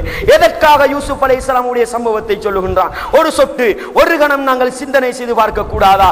நம்மிலே எத்தனை வாலிபர்கள் பாவம் என்று விளங்கிய பிறகு இந்த பாவத்தை நான் செய்ய மாட்டேன், நான் அல்லாஹ்வை பயந்தவன் என்று ஒதுங்கிக் கொண்டவர்கள் நம்மில் எத்தனை பேர் இருப்போம் சகோதரர்களே? ஒரு கணம் சிந்தனை செய்து பாருங்கள். கண்ணுக்கு ஒரு சொட்டு இன்பம் இருக்கிறது, வீணான காட்சிகளை பார்த்து ரசிப்பவர்களாக நாங்கள் இருக்கிறோம். கையிலே போன் இருக்கிறது. என்ன சகோதரர்களே போன்? அது போன் என்றால் என்ன? அல்லாஹ் இன்றைக்கு உலகத்திலே செய்திருக்கின்ற மிகப்பெரிய ஒரு நிஅமத் சகோதரர்களே. விரல் நுனியிலே இஸ்லாத்தை கொண்டு வந்து வைத்திருக்கின்றான், விரல் நுனியிலே இஸ்லாத்தை கொண்டு வந்து வைத்திருக்கிறான். அதை புரிந்து கொள்ளாமல் போனுக்குள் மோசமான காட்சிகளை போட்டுக்கொண்டு சந்துகளிலும் பொந்துகளிலும் நின்று கொண்டு வீணாக பாவத்தை சம்பாதிக்கின்ற வாலிப சமூகமாகத்தான் இன்றைக்கு எங்களுடைய வாலிப சமூகம் இருக்கிறது. விபச்சார காட்சிகளை கண்குளிர காணுகின்ற சமூகமாக எங்களுடைய வாலிபர்கள் இருக்கிறார்கள் என்று சொன்னால், அன்பார்ந்த இஸ்லாமிய சகோதரர்களே, வாலிப நெஞ்சங்களே, யூசுப் அலைஹிஸ்ஸலாம் அவர்களை பற்றி ஒரு கணம் நாங்கள் சிந்தனை செய்து பார்க்க கூடாதா? ஒரு கணம் சிந்தனை செய்து பார்க்க கூடாதா? எங்களுக்கு என்றால் கேள்வி கேட்பதற்கு குடும்பம் இருக்கிறது, சமூக மக்கள் இருக்கிறார்கள், சட்டம் என்றொன்று இருக்கிறது, போலீஸ் படை என்றொன்று இருக்கிறது, ஜெயில் என்றொன்று இருக்கிறது. கொண்டு போய் தண்டிப்பதற்கு அந்த யூசுப் அலைஹிஸ்ஸலாம் அவர்களுக்கு எது சகோதரர்களே தடையாக இருந்தது? எது தடையாக இருந்தது? பெற்றோர் பக்கத்திலே இருக்கவில்லை, சகோதரர்கள் பக்கத்திலே இருக்கவில்லை, உறவுகள் பக்கத்திலே இருக்கவில்லை, அரசனுடைய மனைவி தண்டனை கொடுக்க முடியாது, கேள்வி கேட்க யாரும் இல்லை. அன்பார்ந்த இஸ்லாமிய சகோதரர்களே, அந்த பாவத்திலிருந்து, அந்த பாவத்திலிருந்து யூசுப் அலைஹிஸ்ஸலாம் அவர்களை விடுவித்தது எது? ஒரே வார்த்தை சகோதரர்களே, ஒரே வார்த்தை, மஆதல்லாஹ், அல்லாஹ்விடத்தில் நான் பாதுகாப்பு தேடுகிறேன் என்று சொன்னார்களே, அந்த இறையச்சம் சகோதரர்களே. அல்லாஹ் ஒருவன் இருக்கிறான், யார் கேள்வி கேட்காவிட்டாலும் அல்லாஹ் ஒருவன் இருக்கிறான், அவன் என்னை தட்டி கேட்பான், அவன் ஒரு நாளைக்கு என்னை பிடித்துக் கொள்வான் என்ற அந்த சிந்தனை உள்ளத்தில் இருந்தது சகோதரர்களே, அந்த சிந்தனை உள்ளத்தில் இருந்தது. அதனால் நல்லவர்களாக வாழ்ந்தார்கள். எனவே அன்பார்ந்த இஸ்லாமிய சகோதரர்களே, அல்லாஹ்வின் நல்லடியார்களே, இஸ்லாத்தை நோக்கி, இலக்கை நோக்கி பயணிக்கின்ற ஒரு வாலிபன், சுவனத்தை நோக்கி பயணிக்கின்ற ஒரு வாலிபன் உள்ளத்திலே ஆழமாக பதித்து வைத்துக் கொள்ள வேண்டிய மிக முக்கியமான சிந்தனை என்னவென்று சொன்னால் இறை சிந்தனை தான், அல்லாஹ்வுடைய அச்சம் தான். அப்பொழுதுதான் நாங்கள் சுவனத்தை நோக்கி பயணிக்கலாம், சமூகத்துக்கு நல்லதை செய்யலாம், சமூகத்துக்கு பயனுள்ளவற்றை செய்யலாம், சமூகத்தில் இருக்கின்ற மோசமான தீமையான காரியங்களை தூக்கி எறியலாம் என்பதை உள்ளத்திலே ஆழமாக நிறுத்திக் கொள்ளுங்கள். எனவே அன்பார்ந்த இஸ்லாமிய சகோதரர்களே, அல்லாஹ்வின் நல்லடியார்களே, இந்த அடிப்படை செய்தியோடு இன்ஷா அல்லாஹ் மக்ரிப் தொழுகைக்கு பின்னால் நாங்கள் தொடர்ந்து பேசுவோம். இந்த அடிப்படை உள்ளத்திலே வைத்துக் கொள்ளுங்கள். இந்த அடிப்படை உள்ளத்திலே வைத்துக் கொண்டு நான் பின்னால் சொல்லுகின்ற செய்திகளை கேளுங்கள். நாங்கள் நிறைய பேர் வாலிபர்களாக இருக்கின்றோம். எங்களுக்கு எங்களுடைய வாலிபத்தை நல்ல முறையிலே கழிப்பதற்கு என்ன படிப்பினை? எனவே அன்பார்ந்த இஸ்லாமிய சகோதரர்களே, நாங்கள் மக்ரிப் தொழுகைக்கு பின்னால் தொடர்ந்து சொல்லப்படுகின்ற செய்திகளை கேட்போம். வல்லவன் ரஹ்மான் சத்தியத்தில் நிலைத்திருக்கக்கூடிய நன்மக்களாக எங்கள் ஒவ்வொருவரையும் ஆக்கிவிட வேண்டும். வாஹிர் தஅவானா அனில் ஹம்துலில்லாஹி ரப்பில் ஆலமீன். அன்பார்ந்த இஸ்லாமிய சகோதரர்களே, அல்லாஹ்வின் நல்லடியார்களே, ஈமானிய வாலிபர்கள், இஸ்லாமிய வாலிபர்கள் தங்களை எப்படி அமைத்துக் கொள்ள வேண்டும், தங்களுடைய இலக்கை நோக்கி எப்படி பயணிக்க வேண்டும் என்பதற்கான ஒரு சில எடுத்துக்காட்டுகளை, குர்ஆனில் இருக்கின்ற சில வரலாறுகளை எடுத்துச் சொல்லி உங்களுக்கு நான் விளங்கப்படுத்தி இருக்கின்றேன். அன்பார்ந்த இஸ்லாமிய சகோதரர்களே, அல்லாஹ்வின் நல்லடியார்களே, நபிகளார் ஸல்லல்லாஹு அலைஹி வஸல்லம் அவர்களுடைய நபித்தோழர்களை பற்றி நாங்கள் கொஞ்சம் ஆய்வு செய்து பார்த்தால், ஈமானிய வாலிபர்கள், இஸ்லாமிய வாலிபர்கள், சுவனத்தை இலக்காக கொண்டு நடந்த அந்த வாலிபர்களுடைய நடவடிக்கைகள் எப்படி இருந்தன என்று பார்த்தால், அன்பார்ந்த இஸ்லாமிய சகோதரர்களே, அல்லாஹ்வின் நல்லடியார்களே, அவர்களுடைய வாழ்க்கை மிச்சம் வித்தியாசமானதாகவும் மிச்சம் ஆச்சரியமானதாகவும் இருந்ததை நாங்கள் பார்க்கிறோம். இன்றைய வாலிபர்களை விட வித்தியாசப்பட்ட ஒரு வாலிபர்களாகத்தான் அவர்கள் இருந்திருக்கிறார்கள். ஆனாலும் அவர்களுக்கு இருந்த அதே இரத்த ஓட்டம் எங்களுக்கு இருப்பது போன்றுதான் இருந்தது. எங்களுக்கு இருக்கின்ற அதே ஆசைகள் அவர்களை நோக்கியும் வந்தன. அவர்களுக்கும் எங்களை போன்ற உலகத்தின் சைத்தானிய ஊசலாட்டங்கள் வந்தன. ஆனால் அவர்களுக்கு இருந்த ஈமானின் காரணமாக, அல்லாஹ்வை பற்றியிருந்த சரியான நம்பிக்கை, மறுமையை பற்றியிருந்த ஆழமான நம்பிக்கை அவர்களுக்கு அந்த சைத்தானுடைய எல்லா ஊசலாட்டங்களையும் தூக்கி எறிகின்ற அளவுக்கு அவர்களுக்கு பலமாக இருந்திருக்கிறது. அன்பார்ந்த இஸ்லாமிய சகோதரர்களே, அல்லாஹ்வின் நல்லடியார்களே, நான் பின்னால் சொல்ல போகின்ற சில செய்திகளை எங்களுக்குரிய எடுத்துக்காட்டாக நாங்களும் இப்படித்தான் வாழ வேண்டும், நான் ஒரு இஸ்லாமியன் அல்லவா, நான் ஒரு முஸ்லிம் வாலிபன் அல்லவா, நானும் இப்படித்தான் இருக்க வேண்டும் என்பதற்கான எடுத்துக்காட்டுகளாக எடுத்துக்கொள்ளுங்கள். அன்பார்ந்த இஸ்லாமிய சகோதரர்களே, அல்லாஹ்வின் நல்லடியார்களே, புகாரியிலே சுருக்கமாகவும் அஹ்மதிலே விரிவாகவும் பதிவு செய்யப்பட்டிருக்கின்ற செய்தி, சஹாபாக்களிலே 70 லட்சம் வாலிபத் தோழர்கள் இருந்தார்களாம். 70 லட்சம் வாலிபத் தோழர்கள் இருந்தார்களாம். மாலை நேரமாகிவிட்டால் அவர்களை பள்ளியிலும் பார்க்க முடியாது, வீட்டிலும் பார்க்க முடியாது. பள்ளியில் உள்ளவர்களெல்லாம் நினைப்பார்களாம் அவர்கள் குடும்பத்தவர்களோடு இருக்கிறார்கள் போல, வீட்டில் உள்ளவர்கள் நினைப்பார்களாம் அவர்கள் நபிகளாருடைய மஜ்லிஸிலே பள்ளியிலே இருக்கிறார்கள் போல என்று நினைப்பார்களாம். அன்பார்ந்த இஸ்லாமிய சகோதரர்களே, அல்லாஹ்வின் நல்லடியார்களே, எங்களை நோக்கி நாங்கள் கேட்டு பார்க்க வேண்டும். எங்களுக்கு ஒரு ஓய்வு நேரம் கிடைக்கின்ற பொழுது, எங்களுக்கு ஒரு சந்தர்ப்பம் கிடைக்கின்ற பொழுது, எங்களுக்கு ஒரு விடுமுறை கிடைக்கின்ற பொழுது அதை நாங்கள் எப்படி பயன்படுத்துகிறோம்? கொஞ்சம் சிந்தனை செய்து பாருங்கள். ஒன்றோ இன்றைக்கு 3 மணித்தியாலம் எங்களுடைய நேரத்தை போக்குகின்ற, கண்குளிர்ச்சி என்று நாங்கள் நினைக்கின்ற சினிமாக்களும் நாடகங்களும் எங்களுடைய நேரத்தை போக்குகின்றன. அல்லது சந்துகளிலும் பொந்துகளிலும் அமர்ந்து கொண்டு வீணான பேச்சுக்களிலும் வீணான நடவடிக்கைகளும் நேரத்தை கழிக்கிறோம். அல்லது இன்றைக்கு சுற்றுப்பயணம் என்று சொல்லிக்கொண்டு இஸ்லாத்துக்கு முரணான காரியங்களை எல்லாம் அரங்கேற்றுகின்ற சுற்றுப்பயணங்களிலே நாங்கள் ஈடுபடுகிறோம். அன்பார்ந்த இஸ்லாமிய சகோதரர்களே, ஆனால் அந்த 70 லட்சம் வாலிபத் தோழர்கள் அந்த ஓய்வு நேரத்தில், மாலை நேரத்தில் என்ன செய்தார்கள் என்று பார்த்தால், மாலை நேரமாகிவிட்டால் மதீனாவின் ஒரு ஒதுக்குப்புறத்துக்கு போவார்களாம் சகோதரர்களே. மதீனாவின் ஒரு ஒதுக்குப்புறத்துக்கு போவார்களாம். எதற்காக? வீணாக நேரத்தை கழிப்பதற்காகவா? இல்லை சகோதரர்களே, அல் குர்ஆனை படிப்பதற்காகவும் அல் குர்ஆனை ஓதுவதற்காகவும் அல் குர்ஆனுடைய போதனைகளை படிப்பதற்காகவும் அந்த மாலை நேரத்திலே மதீனாவின் ஒதுக்குப்புறத்துக்கு போனார்களாம். அஹ்மதிலே விரிவாக வருகிறது.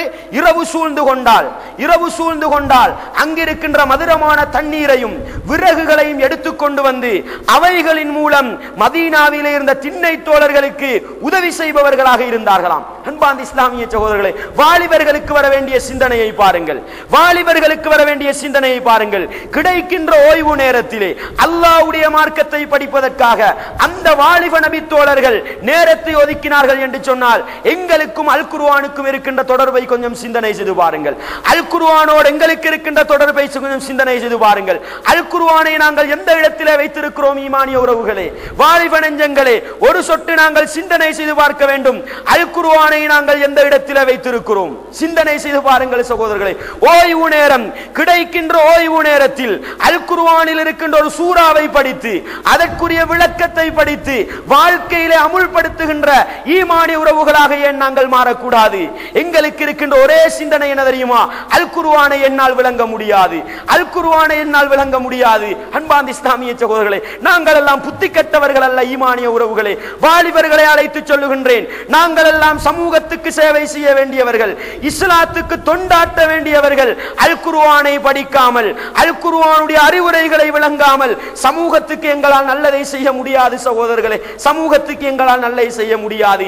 எனவே எங்களுக்கு கிடைக்கின்ற ஓய்வு நேரங்களை, எங்களுக்கு கிடைக்கின்ற சந்தர்ப்பங்களை, விடுமுறை தினங்களை அல்லாஹ்வை பயந்து மார்க்கத்தை தெளிவாக சொல்லுகின்ற உலமாக்களை அணுகி அந்த நேரத்திலாவது குர்ஆனின் ஒரு பகுதியை படித்து நாங்களும் வாழ்க்கையிலே அமுல்படுத்தி இஸ்லாத்தின் பக்கம் அழைக்கின்ற அழைப்பாளர்களாக ஏன் மாறக்கூடாது? முடியாது சகோதரர்களே. கொஞ்சம் சிந்தனை செய்து பாருங்கள். அந்த நபித்தோழர்களுக்கு இருந்த சிந்தனையை பாருங்கள். மார்க்கத்தை படிப்பதற்கு நேரத்தை ஒதுக்கிவிட்டு சந்தர்ப்பம் கிடைக்கின்ற பொழுது சமூக சேவையையும் செய்தார்களாம், சமூகத்துக்கு நலவையும் செய்தார்களாம். அன்பார்ந்த இஸ்லாமிய சகோதரர்களே, மார்க்கம் இல்லாமல் சமூக சேவை எங்களுக்கு தேவை கிடையாது, சமூக சேவை இல்லாமல் மார்க்கமும் அவசியம் கிடையாது. அந்த நபித்தோழர்கள் இரண்டையும் செய்திருக்கிறார்கள் பாருங்கள். அல்லாஹ்வுடைய மார்க்கத்தை படித்து சமூகத்துக்கும் சேவை செய்தார்களே. இப்படிப்பட்ட ஈமானிய உணர்வு உள்ள, இஸ்லாமிய உணர்வு உள்ள வாலிபர்களாக நாங்கள் மாற வேண்டும் சகோதரர்களே. அல்லாஹ்வுடைய மார்க்கத்தை குர்ஆனிலிருந்தும் ஹதீஸிலிருந்தும் தெளிவாக படித்து அதன் மூலம் நாங்களும் நடந்து எங்களுடைய சமூகத்தையும் திருத்துவதற்கு முயற்சிப்பதோடு சந்தர்ப்பம் கிடைக்கின்ற பொழுது சமூகத்துக்கு சேவை செய்யக்கூடியவர்களாக எங்களை நாங்கள் மாற்றிக்கொள்வோமாக இருந்தால் நபிகளார் உருவாக்கி அந்த நபித்தோழர்களை போன்று, அந்த வாலிபர்களை போன்று நாங்களும் மாறிவிடலாம் சகோதரர்களே. நிச்சயம் மாறிவிடலாம். அல்லாஹ்வுடைய வேதத்தை நெருங்காமல், அல்லாஹ்வுடைய வேதத்தை படிப்பதற்கு நேரத்தை ஒதுக்காமல் நல்லவர்களாக வாழ முயற்சி செய்வது ஒரு காலமும் முடியாத காரியம் என்பதை உள்ளத்திலே ஆழமாக பதிவு செய்து கொள்ளுங்கள். அன்பார்ந்த இஸ்லாமிய சகோதரர்களே, அல்லாஹ்வின் நல்லடியார்களே, இன்னொரு உதாரணத்தை பாருங்கள் சகோதரர்களே. பத்ர் யுத்தம் நடந்து கொண்டிருக்கிறது. எங்களுக்கு நபிகளாரோடு இருக்கின்ற பற்றி எவ்வளவு சகோதரர்களே? கொஞ்சம் சிந்தனை செய்து பாருங்கள். நபிகளாரை நாங்கள் எந்த அளவுக்கு நேசிக்கிறோம்? கொஞ்சம் சிந்தனை செய்து பாருங்கள். நபிகளாருக்கு விழா கொண்டாடுபவர்களாக, நபிகளாருக்கு பிறந்த தினம் கொண்டாடுபவர்களாக அப்படித்தான் நாங்கள் சந்தோஷத்தை விளங்கப்படுத்துகிறோம். ஆனால் அந்த நபித்தோழர்கள் எப்படி நபிகளாருக்கு இருந்த நேசத்தையும் பாசத்தையும் விளங்கப்படுத்தினார்கள் தெரியுமா? பத்ர் யுத்த களம் நடக்கிறது. அப்துல் ரஹ்மான் இப்னு அவுஃப் ரலியல்லாஹு அன்ஹு சொல்கிறார்கள், என்னுடைய வலப்பக்கத்திலே ஒரு பையன், இடப்பக்கத்திலே ஒரு பையன் இருக்கிறார். அன்பார்ந்த இஸ்லாமிய சகோதரர்களே, அப்துல் ரஹ்மான் ரலியல்லாஹு அன்ஹு யோசிக்கிறார்களாம், இந்த இரண்டு பேருக்கு இடையிலே நான் இருப்பதனால் எனக்கு என்ன நலவு கிடைக்க போகிறது? எனக்கு ஒரு ஆபத்து வந்தால் இவர்களால் என்னை பாதுகாக்க முடியுமா என்று அவர்கள் சிந்தித்துக் கொண்டிருக்கின்ற பொழுது வலப்பக்கத்தில் இருக்கின்ற தோழர் அவர்களை அழைக்கிறார். சாச்சாவே, அப்படி அழைக்கின்ற ஒரு பழக்கம் இருக்கிறது. அழைத்து கேட்கிறார், இந்த நபிகளாரை திட்டுகின்ற ஒரு மனிதர் இருக்கிறாமே அபூஜஹல் என்று சொல்லி, அவரை கொஞ்சம் காட்டித்தர முடியுமா? அப்துல் ரஹ்மான் சொல்கிறார்கள், நான் யோசிக்கிறேன், உன்னால் அவரை என்னதானப்பா செய்ய முடியும் என்று யோசித்துவிட்டு இடப்பக்கத்தில் இருக்கின்றவர் என்னை தட்டுகிறார். நபிகளாரை திட்டித்திருக்கின்ற ஒரு மனிதர் இருக்கிறாமே அபூஜஹல் என்று, அவரை கொஞ்சம் காட்டித்தர முடியுமா என்று கேட்டுவிட்டு 2 பேரும் இருக்கின்ற பொழுது அப்துல் ரஹ்மான் அவர்களுடைய கண்ணுக்கு அபூஜஹல் தென்படுகிறார். அபூஜஹல் குதிரையிலே போகிறார். அப்பொழுது 2 பேரையும் தட்டி, அதோ போகிறார் பாருங்கள், அவர்தான் நபிகளாரை திட்டிக் கொண்டு திரிபவர் என்று சொன்னதுதான் சகோதரர்களே காரணம். அந்த 2 பேருக்கு இருந்த துணிவை பாருங்கள், நபிகளாரை நேசித்த விதத்தை பாருங்கள். நபிகளாரை திட்டுபவனாய் இவன் ஓடோடி சென்று ஒருவர் குதிரையின் காலை வெட்ட, அடுத்தவர் அபூஜஹலின் தலையை கீழே போடுகிறார். அன்பார்ந்த இஸ்லாமிய சகோதரர்களே, கொஞ்சம் சிந்தனை செய்து பாருங்கள் சகோதரர்களே. இன்றைக்கு நபிகளாருடைய சுன்னாக்கள், எத்தனை சுன்னாக்கள் குழி தோண்டி புதைக்கப்படுகின்றன. எத்தனை பிதஅத்துகளும் எத்தனை சிறுக்குகளும் சமூகத்திலே அரங்கேறுகின்றன. எத்தனை ஈமானிய வாலிபர்களுக்கு, எத்தனை இஸ்லாமிய வாலிபர்களுக்கு அடையப்பா நபிகளாருக்கு எதிராக வல்லவா இது அரங்கேறுகிறது, நபிகளாருடைய மார்க்கத்துக்கு எதிராக வல்லவா இவைகள் அரங்கேறுகின்றன. ஏன் இதற்கு எதிராக போராட முடியாது? அந்த நபித்தோழர்கள் அபூஜஹலுடைய கழுத்தை வெட்டுவதிலே ஆர்வமாக இருந்தது போன்று ஏன் இந்த பிதஅத்துக்களை கலைந்தெறிவதிலே, சிறுக்கான அம்சங்களை கலைந்தெறிவதிலே ஏன் சகோதரர்களை நாங்கள் ஆர்வம் கொள்ளக்கூடாது? கொஞ்சம் சிந்தனை செய்து பாருங்கள். நான் ஆரம்பத்தில் எடுத்துக்காட்டுக்களை வைத்தேன். வாலிபர்கள் அணி திரண்டால், வாலிபர்கள் இஸ்லாமிய நிலையிலே ஒன்று சேர்ந்தால் சமூகத்திலே நடக்கின்ற தீமைகளை ஒழிக்கலாம். குர்ஆன் ஹதீஸுக்கு முரணான எல்லா நடவடிக்கைகளையும் ஒழித்து குர்ஆன் ஹதீஸுடைய நிழலிலே ஒரு சமூகத்தை உண்டு பண்ணலாம் சகோதரர்களே. ஏன் எங்களால் முடியாது? ஒரு கணம் சிந்தனை செய்து பாருங்கள். நான் உதாரணத்துக்கு சொல்லுகின்றேன். இலங்கையில் இருக்கின்ற அரசாங்கம் மனிதர்களுக்கு தீங்கு விளைவிக்கின்ற புகைத்தல் பழக்கத்தை விற்பனை செய்யக்கூடாது, சாதாரண ஹோட்டல்களிலே விற்பனை செய்யக்கூடாது என்று தடை செய்கிறது. என்ன சகோதரர்களே காரணம்? மாற்று மத அரசாங்கம் என்ன தடை போடுகிறது? மனிதனுக்கு தீங்கு விளைவிக்கின்ற இந்த புகைத்தல் பழக்கத்தை ஒழிக்க வேண்டும் என்பதற்காக பொது இடங்களிலே குடிக்கக்கூடாது என்று தடை சட்டம் போடுகிறது. ஆனால் இன்றைக்கு முஸ்லிம்கள் என்ன செய்கிறார்கள் சகோதரர்களே? பள்ளி நிர்வாகிகளின் கடைகளில் புகைத்தல் விற்பனை செய்யப்படுகின்றன. பள்ளி நிர்வாகிகள் அந்த கடைக்கு சொந்தக்காரர்களாக இருக்கிறார்கள். அன்பார்ந்த இஸ்லாமிய சகோதரர்களே, ஏன் எங்களுடைய சமூகத்தில் இருக்கின்ற வாலிபர்கள் ஒன்று திரண்டால் இந்த இஸ்லாத்தை நடைமுறைப்படுத்துவதற்காக புகைத்தல் பழக்கம் உள்ள கடைகளுக்கு எதிராக ஏன் சகோதரர்களை நடவடிக்கை எடுக்க முடியாது? ஏன் இஸ்லாமிய சிந்தனை இல்லாதவர்களாக இருக்கிறோம்? ஏன் இஸ்லாமிய ஆர்வம் இல்லாதவர்களாக இருக்கிறோம்? சீடி பார்ப்பது சமூகத்திலே சீரழிவை ஏற்படுத்துகிறது. எப்பொழுது அது விளங்குகிறது தெரியுமா சகோதரர்களே? தன்னுடைய சகோதரி இன்னொரு ஆணோடு ஓடி போய்விட்டால் அப்பொழுது நாங்கள் கவலைப்படுகிறோம். அப்படித்தானே சகோதரர்களே? அப்பொழுது கவலைப்படுகின்ற எங்களுக்கு ஏன் என்னுடைய சகோதரிக்கு இருக்கின்ற மார்க்க பற்றி இல்லாமல் போனது? ஏன் குடும்ப பற்றி இல்லாமல் போனது?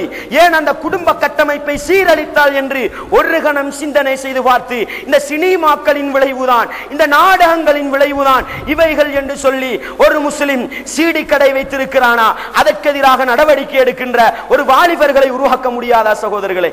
இஸ்லாத்தை உள்ளத்தினால் நேசிக்கின்ற வாலிபர்கள் ஏன் உருவாக முடியாது? சிந்தனை செய்து பாருங்கள் சகோதரர்களே.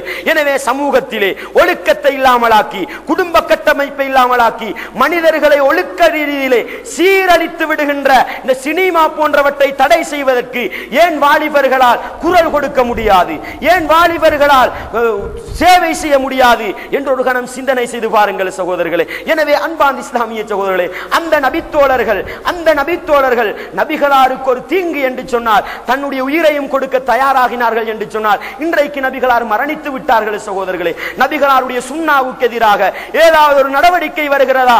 அந்த நேரத்திலே அந்த பிதஅத்தை ஒழிப்பதற்காகவும் அந்த ஷிர்க்கை ஒழிப்பதற்காகவும் பாடுபடுகின்ற ஈமானிய வாலிபர்களாக, இஸ்லாமிய வாலிபர்களாக நாங்கள் இருக்க வேண்டும் சகோதரர்களே. ஹுபைப் ரலியல்லாஹு அன்ஹு கொலை கம்பத்திலே ஏற்றப்படுகிறார்கள். புகாரியிலே ஒரு பகுதி வருகிறது. என்ன சகோதரர்களே? அவர்களுடைய கடைசி ஆசை என்னவென்று கேட்கப்படுகிறது. எப்பொழுது? அடுத்த வினாடி உயிர் பறிக்கப்பட போகிறது. அப்பொழுது அவர்களை நோக்கி கேட்ட கேள்வி, அபூ சுஃபியான் ரலியல்லாஹு அன்ஹு இஸ்லாத்துக்கு வருவதற்கு முன்னால் கேட்கிறார்கள், உன்னுடைய கடைசி ஆசை என்னப்பா என்று கேட்டார்கள். அன்பார்ந்த இஸ்லாமிய சகோதரர்களே, இப்பொழுது நாங்கள் எங்களை நோக்கி சிந்திப்போம். நாங்களும் வாலிபர்கள் அல்லவா? நம்மில் நிறைய பேர் வாலிபர்களாகத்தான் இருக்கிறோம். டீனேஜ் ஆரம்ப ஆரம்பித்ததிலிருந்து கிட்டத்தட்ட முதிர்ச்சி அடைகின்ற வயது 40 வரைக்கும் வாலிபத்துக்குட்பட்ட பருவம். நம்மிலே நிறைய பேர் அந்த கட்டத்திலே தான் இருக்கிறோம். ஒரு கணம் சிந்தனை செய்து பாருங்கள். நாங்கள் கடைசி கட்டத்திலே இருக்கின்ற பொழுது எங்களை நோக்கி இந்த கேள்வி வைக்கப்பட்டால் எங்களுக்கு இருக்கின்ற கடைசி ஆசை என்ன? ஒவ்வொரு சிந்தனை செய்து பாருங்கள் சகோதரர்களே. நாங்கள் எந்த ஆசையை முடிவு பண்ணுவோம்? அந்த குபைப் ரலியல்லாஹு அன்ஹு கடைசி ஆசையாக எதை சொன்னார்கள் தெரியுமா? 2 ரக்காத் தொழ வேண்டும் என்று சொன்னார்கள். 2 ரக்காத் தொழ வேண்டும் என்று சொன்னார்கள். அன்பார்ந்த இஸ்லாமிய சகோதரர்களே, எப்படிப்பட்ட நிலையில் இருக்கிறார்கள்? அடுத்த வினாடி கொல்லப்பட போகிறார்கள். குடும்பத்தை பார்க்க வேண்டும் என்ற ஆசை இருந்ததா? பொருளாதாரத்தை பார்க்க வேண்டும் என்ற ஆசை இருந்ததா? 10 பேருக்கு கடன் கொடுத்து விட்டு வந்தேன், அதை வாங்கி குடும்பத்துக்கு ஒப்படைக்க வேண்டும் என்ற ஆசை இருந்ததா? என்ன ஆசை சகோதரர்களை இருந்தது? 2 ரக்காத் தொழுவதற்கு அவகாசம் தாருங்கள். 2 ரக்காத் தொழுவதற்கு அவகாசம் தாருங்கள். ஒவ்வொருவரும் உள்ளத்தில் கை வைத்து கேட்டு பாருங்கள். நாங்கள் சந்தோஷத்தோடு இருக்கிறோம், பொருளாதார செழிப்பிலே இருக்கிறோம், குடும்ப உறவுகளோடு வாழ்கிறோம், எங்களுக்கு எந்த நெருக்கடியும் கிடையாது, எங்களுக்கு எந்த கஷ்டமும் கிடையாது. 5 நேர தொழுகையும் சரியாக நிறைவேற்றுபவர்கள் நம்மில் எத்தனை பேர் சகோதரர்களே? 5 நேர தொழுகையும் நம்மில் சரியாக நிறைவேற்றுபவர்கள் எத்தனை பேர்? ஒரு கணம் சிந்தனை செய்து பாருங்கள். ஆனால் அந்த நபித்தோழர்களுக்கு கடைசி ஆசை என்ன தெரியுமா? அல்லாஹ்வுக்காக 2 ரக்காத் தொழ வேண்டும். தக்பீர் கட்டி விட்டார்கள் சகோதரர்களே. தொழுகை நிறைவேற்றுவதற்காக அல்லாஹு அக்பர் சொல்லி தக்பீர் தொழுகை ஆரம்பிக்கிறார்கள். அவர்களுக்கு வந்த சிந்தனை என்ன தெரியுமா? நீண்ட சூரா ஒன்றை ஓதி தொழுகையை முடிக்க வேண்டும். ஆனாலும் அவர்களால் மனசுக்கு இடம் கொடுக்கவில்லை. விரைவாக தொழுகையை முடித்துவிட்டு காபிர்களை பார்த்து சொன்ன வார்த்தை என்ன தெரியுமா?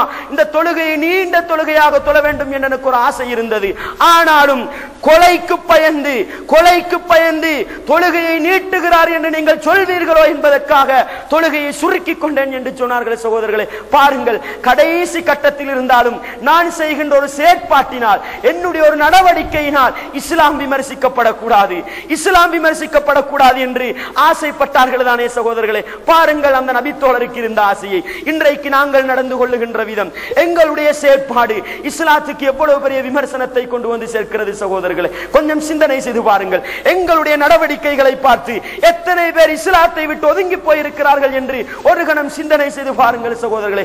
எங்களுடைய கொடுக்கல் வாங்கலை பார்த்து முஸ்லிம்களா நம்ப முடியாது என்று சொல்லுகின்ற அளவுக்கு நாங்கள் நடந்து கொள்கிறோமே சகோதரர்களே. ஒரு கணம் சிந்தனை செய்து பார்க்க வேண்டும். நான் செய்கின்ற செயற்பாட்டினால் எனக்கு ஏசுவது கிடையாது, நான் ஏற்றுக்கொண்டிருக்கின்ற மார்க்கம் அல்லவா ஏசு வாங்குகிறது என்று ஒரு கணம் சிந்திக்க கூடாதா வாலிபர்களே? ஒரு கணம் சிந்திக்க கூடாதா? சிந்தித்தால் எங்களுடைய கழுத்திலே மாலைகள் இருக்குமா? சிந்தித்தால் எங்களுடைய கைகளிலே காப்புகள் இருக்குமா? சிந்தித்தால் எங்களுடைய காதுகளிலே காதுப்புக்கள் இருக்குமா சகோதரர்களே? கொஞ்சம் சிந்தனை செய்து பாருங்கள். ஒரு இஸ்லாமிய சகோதரனை பார்க்கின்ற பொழுது இன்னொருவனுக்கு இஸ்லாம் விளங்க வேண்டும். ஆனால் எங்களுடைய ஈமானிய உறவுகளை பார்க்கின்ற பொழுது, வாலிப தோழர்களை பார்க்கின்ற பொழுது இஸ்லாத்தை ஒரு விதமான வித்தியாசமான கோலமாக பார்க்கக்கூடிய அளவுக்கு தான் எங்களுடைய சகோதரர்களின் நிலைப்பாடுகள் இருக்கின்றன சகோதரர்களே. ஒரு கணம் சிந்தனை செய்து பாருங்கள். ஏன் அல்லாஹ்வுடைய மார்க்கத்துக்காக வேண்டி, ஏன் இஸ்லாத்துக்காக வேண்டி வாழக்கூடாது? கொஞ்சம் சிந்தனை செய்து பாருங்கள் சகோதரர்களே. இஸ்லாத்துக்காக வேண்டி நாங்கள், எங்களுக்காக இஸ்லாம் அல்ல. இஸ்லாத்துக்காக வேண்டி நாங்கள், எங்களுக்கு இஸ்லாம் அல்ல சகோதரர்களே. இன்றைக்கு நடவடிக்கை என்ன தெரியுமா? எங்களுக்கு இஸ்லாம், இஸ்லாத்துக்காக நாங்கள் அல்ல. வீட்டில் ஒரு பிள்ளை பிறக்க வேண்டும். வாலிபர்களுக்கு இருக்கின்ற உணர்வை பாருங்கள். வீட்டில் ஒரு பிள்ளை பிறந்தால் அழகான ஒரு பேர் வைக்க வேண்டும். ஹஜ்ரத், நல்ல ஒரு பேர் சொல்லுங்களேன். அன்பார்ந்த இஸ்லாமிய சகோதரர்களே, பிள்ளைக்கு பேர் வைப்பதற்கு தானா இஸ்லாம்? வீட்டில் ஒரு ஜனாசா விழுந்தால் ஹஜ்ரத் வாருங்களேன், வீட்டில் வந்து கத்தம் ஓதுங்களேன். அன்பார்ந்த இஸ்லாமிய சகோதரர்களே, எங்களுடைய தேவைக்கா இஸ்லாம்? சிந்தனை செய்து பாருங்கள் சகோதரர்களே. இப்படித்தான் எங்களுடைய நடவடிக்கைகள். திருமணத்துக்கு ஃபாத்தியா ஓதுவதற்கு இஸ்லாம், மையத்து வீட்டிலே கத்தம் ஓதுவதற்கு இஸ்லாம், பிள்ளை பிறந்தால் பேர் வைப்பதற்கு இஸ்லாம். ஏதோ எங்களுக்கு தேவையான விதத்தில் இஸ்லாத்தை பின்பற்றுபவர்களாகத்தான் நாங்கள் இருக்கிறோம் சகோதரர்களே. ஆனால் நபித்தோழர்கள் எப்படி இருந்தார்கள் தெரியுமா? அந்த ஈமானிய உறவுகள், இஸ்லாமிய உறவுகள் எப்படி இருந்தார்கள் தெரியுமா? இஸ்லாத்துக்காக நாங்கள் இஸ்லாத்துக்கு ஏதாவது ஆபத்தா, நபிகளாருடைய வழிமுறைக்கு ஏதாவது ஆபத்தா, அங்கே நபித்தோழர்கள் போராட்டம் நடத்துபவர்களாக, குரல் கொடுப்பவர்களாக இருந்தார்கள் என்று சொன்னார். ஒரு கணம் எங்களை நோக்கி நாங்கள் சிந்திக்க வேண்டும். நானும் ஒரு வாலிபனாக இருக்கிறேன். எத்தனையோ விடயங்களுக்காக போராடுகின்றேன், எத்தனையோ விடயத்துக்காக குரல் கொடுக்கிறேன். ஏன் இஸ்லாமிய எழுச்சிக்காக வேண்டி, குர்ஆன் ஹதீஸுடைய மறுமலர்ச்சிக்காக வேண்டி ஏன் நான் குரல் கொடுக்க கூடாது என்று ஒரு கணம் சிந்தனை செய்து பாருங்கள் சகோதரர்களே. ஒரு கணம் சிந்தனை செய்து பாருங்கள். நபிகளார் ஸல்லல்லாஹு அலைஹி வஸல்லம் அவர்கள் அழகான ஒரு செய்தியை சொன்னார்கள் சகோதரர். சகோதரர்களே, அழகான ஒரு செய்தியை சொன்னார்கள். சபஅத்துன் யுதில்லுஹுமுல்லாஹு ஃபீ தில்லிஹி யௌம லா தில்ல இல்லா தில்லுஹு. எந்த நிழலும் இல்லாத அந்த மறுமை நாளையிலே அல்லாஹ் தன்னுடைய அரிசின் நிழலை 7 கூட்டத்தவர்களுக்கு கொடுக்கிறானாம். 7 கூட்டத்தவர்களுக்கு கொடுக்கிறானாம் சகோதரர்களே. அந்த 7 கூட்டத்தவர்களுக்கும் ஏன் அரிசியுடைய நிழல் கிடைக்க வேண்டும்? எங்களுக்கு ஒரு சிந்தனை வரலாம் தானே, மறுமையிலே எதற்காக நிழல்? அன்பார்ந்த இஸ்லாமிய சகோதரர்களே, நபிகளா சொன்னார்கள் தானே, தலையுச்சியிலே சூரியன் கொண்டு வந்து நிறுத்தப்படும். எப்படி சகோதரர்களே? கமிக்குதாரி மீலின் ஒரு மீல் பிரமாணம் அளவில் சூரியன் கொண்டு வந்து நிறுத்தப்படும். அந்த ஹதீஸை அறிவிக்கின்ற அறிவிப்பாளர் சொல்கிறார், மீல் என்று சொன்னால் சுர்மா போடுகின்ற குச்சா அல்லது 1 மைல் தூரமா என்று எனக்கு தெரியாது என்று சொன்னார்கள். அன்பார்ந்த இஸ்லாமிய சகோதரர்களே, சூரியன் 1 மைல் தூரத்தில் அல்லது சுர்மா குச்சி அளவில் வைக்கப்பட்டால் எங்களுடைய நிலை எப்படி இருக்கும் சகோதரர்களே? ஒரு கணம் சிந்தனை செய்து பாருங்கள். சூரியன் மறைந்து 2 மணித்தியாலமாகிவிட்டன. ஒரு கட்டிடத்துக்குள் அமர்ந்திருக்கிறோம், விசிறிக்கு கீழால் அமர்ந்திருக்கிறோம். சூரியனின் சூட்டை தாங்க முடிகிறதா சகோதரர்களே? சூரியனின் சூட்டை எங்களால் தாங்க முடிகிறதா? கொஞ்சம் சிந்தனை செய்து பாருங்கள். சூரியனின் சூட்டை எங்களால் தாங்க முடியாது. சூரியன் எங்கே இருக்கிறது? ஒளி வேகத்தில் அளக்கப்படுகின்ற இலட்சக்கணக்கான மைல்களுக்கு அப்பால் இருக்கின்ற சூரியனின் சூடுதான் எங்களை இப்படி பதம் பார்க்கிறது. நபிகளால் தொடர்ந்து சொன்னார்கள், ஒவ்வொரு மனிதனும் அவனவருடைய வணக்கங்களுக்கு ஏற்ப வியர்வையிலே மூழ்கி கிடப்பதாக சொன்னார்கள். சில மனிதர்கள் கரண்டை கால் வரைக்கும், சில மனிதர்கள் முழங்கால் வரைக்கும், சில மனிதர்கள் இடுப்பு வரைக்கும், சில மனிதர்கள் கடிவையாளம் விடப்பட்டது போன்று மூக்கு வரைக்கும் வியர்வையினால் மூழ்கி கிடப்பார்கள் என்று சொன்னார்கள். அன்பார்ந்த இஸ்லாமிய நாங்கள் எப்படி சிந்திப்போம்? மேலே சூரியன் இருக்கிறது, கீழே தண்ணீர் இருக்கிறது, நன்றாக இருக்கலாமே. அன்பார்ந்த இஸ்லாமிய சகோதரர்களே, இதை சிந்தித்து பார்க்க வேண்டுமா? உங்களுடைய வீட்டு கூரையில் இருக்கின்ற தண்ணீர் தாங்கியை கொஞ்சம் சிந்தனை செய்து பாருங்கள். பல இலட்சக்கணக்கான மைல்களுக்கு அப்பால் இருக்கின்ற சூரியனின் சூடு தண்ணீர் தாங்கியை பதம் பார்த்து விடுகிறது. தண்ணீர் தாங்கியில் இருக்கின்ற தண்ணீரை பதம் பார்த்து விடுகிறது. புது எடுப்பதற்கு டெப்பை திறந்தால் தண்ணீர் சூடாக வருகிறது. அப்படித்தானே சகோதரர்களே? அப்படி என்றால் மறுமை நாளையில் தலையுச்சியில் சூரியன் இருக்கின்ற பொழுது வியர்வை எப்படி கொதித்துக் கொண்டிருக்கும் என்று கொஞ்சம் கற்பனை செய்து பாருங்கள் சகோதரர்கள். இது மாத்திரம் போதும் மறுமையின் தண்டனைக்கு, இது மாத்திரம் போதும் மறுமையின் தண்டனைக்கு. அப்படிப்பட்ட ஒரு மோசமான நிகழ்வில் இருந்து 7 கூட்டத்தவர்களை அல்லாஹ் தன்னுடைய அரிசுடைய நிழலை கொடுத்து காக்கிறானாம். அதில் ஒரு கூட்டம் யார் தெரியுமா சகோதரர்களே?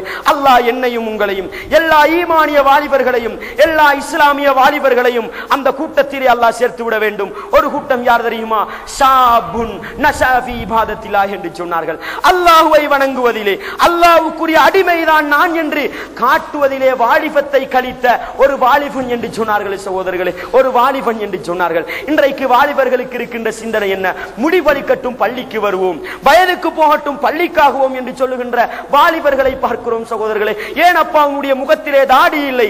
நபிகளார் தாடி வைக்க சொன்னார்கள் தானே, எங்கே தாடி போய்விட்டது என்றால் திருமணம் முடித்த பிறகு, பல பிள்ளைகளை கண்ட பிறகு தாடி வைத்துக் கொள்வோம் என்று சொல்லுகின்ற வாலிபர்களை பார்க்கிறோம் சகோதரர்களே. நபிகளார் ஸல்லல்லாஹு அலைஹி வஸல்லம் அவர்கள் பல இடங்களிலே கண்டித்த இஸ்பால் என்று சொல்லுகின்ற ஆடை கலாச்சாரம், கரண்டை காலுக்கு கீழால் ஆடை இழுத்து செல்லுகின்றார்கள். அந்த வாலிபனை அழைத்து, என்னப்பா நீ ஒரு இஸ்லாமிய வாலிபன் தானே, உன்னுடைய ஆடை உயர்த்திக் கொள் என்று சொன்னால், நான் இன்னும் திருமணமே முடிக்கவில்லை, பிள்ளை குட்டிகளையே காணவில்லை, அதற்கிடையில் இஸ்லாத்துக்குள் வரலாமா என்று கேட்கின்ற ஈமானிய உறவுகளை, இஸ்லாமிய உறவுகளை பார்க்கிறோம் சகோதரர்களே. ஏன் இஸ்லாமிய சிந்தனை வரக்கூடாது?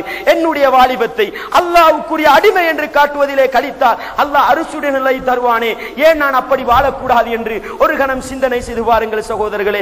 வாலிப நெஞ்சங்களே, ஒரு கணம் சிந்தனை செய்து பாருங்கள். அதே நேரத்தில் நான் வாலிபர்கள் என்று பேசுகின்ற பொழுது பெண்மணிகளும் நினைவில் வைத்துக் கொள்ள வேண்டும். பெண்களிலும் வாலிப பெண்மணிகள் இருக்கிறார்கள். எந்த அளவு இஸ்லாமிய சிந்தனை இருக்கிறது? உம்மு சுலைம் ரலியல்லாஹு அன்ஹா ஒரு வாலிப பெண்மணி. அன்பார்ந்த இஸ்லாமிய சகோதரர்களே, தாய்மார்களே, சகோதரிகளே, ஒரு வாலிப பெண்மணி. அனஸ் ரலியல்லாஹு அன்ஹு அவருடைய தந்தை மரணித்து விடுகிறார். கணவன் இல்லாத விதவையாக இருக்கின்ற பொழுது அபூ தல்ஹா ரலியல்லாஹு அன்ஹு இஸ்லாத்துக்கு வருவதற்கு முன்னால் உம்மு சுலைம் ரலியல்லாஹு அன்ஹா அவர்களை திருமணம் பேசி வருகிறார்கள். நசாயிலே பதிவு செய்யப்பட்டிருக்கின்ற ஆதாரபூர்வமான செய்தி. அப்பொழுது அந்த அபூ தல்ஹா அவர்களை பார்த்து உம்மு சுலைம் ரலியல்லாஹு அன்ஹா சொன்ன வார்த்தை என்ன தெரியுமா? உங்களை போன்ற ஒரு ஆண் எனக்கு கிடைக்க வேண்டும், என்னை போன்ற ஒரு பெண் உங்களுக்கு கிடைக்க வேண்டும் தான், ஆனால் நானும் நீங்களும் வேறு மதத்திலே இருக்கிறோம், வேறு வேறு மதத்திலே இருக்கிறோம். நானும் நீங்களும் திருமணம் முடிக்க முடியாது. இஸ்லாத்துக்கு வாருங்கள், அதுதான் நீங்கள் எனக்கு தருகின்ற மகர் என்று இஸ்லாத்துக்கு அடுத்து திருமணம் முடித்தார்கள் சகோதரர்களே. இஸ்லாத்துக்கு அடுத்து திருமணம் முடித்தார்கள். இன்றைக்கு எங்களுடைய பெண்மணிகளுக்கு, சகோதரிகளுக்கு கணவன்மாரை தேர்வு செய்கின்ற பொழுது எப்படி தேர்வு செய்ய வேண்டும் என்று தெரியாது, எப்படி தேர்வு செய்ய வேண்டும் என்று தெரியாது. கண்டவர்கள் நின்றவர்களோடெல்லாம் தொடர்பு வைக்கின்ற காட்சிகளை பார்க்கிறோம். பாடசாலையிலே ஒருவன் நெருங்கி பழகிவிட்டால் அவனோடு தொடர்பு வைக்கின்ற காட்சிகளை பார்க்கிறோம். இஸ்லாத்தோடு என்ன தொடர்பு இருக்கிறது? ஈமானோடு என்ன தொடர்பு இருக்கிறது? நபிகளார் என்ன சொன்னார்கள் சகோதரிகளே, தாய்மார்களே? ஒரு பெண்மணி தனக்குரிய கணவனை சுயமாக தீர்வு செய்தால் அவள் அல்லாஹ்வுடைய கோபத்துக்குள்ளாகிறாள் என்று நபிகளார் சொன்னார்களா இல்லையா சகோதரர்களே? ஒரு கணம் சிந்தனை செய்து பாருங்கள், ஒரு கணம் சிந்தனை செய்து பாருங்கள். இன்றைக்கு எங்களுடைய நடவடிக்கைகள் என்ன இருக்கின்றன?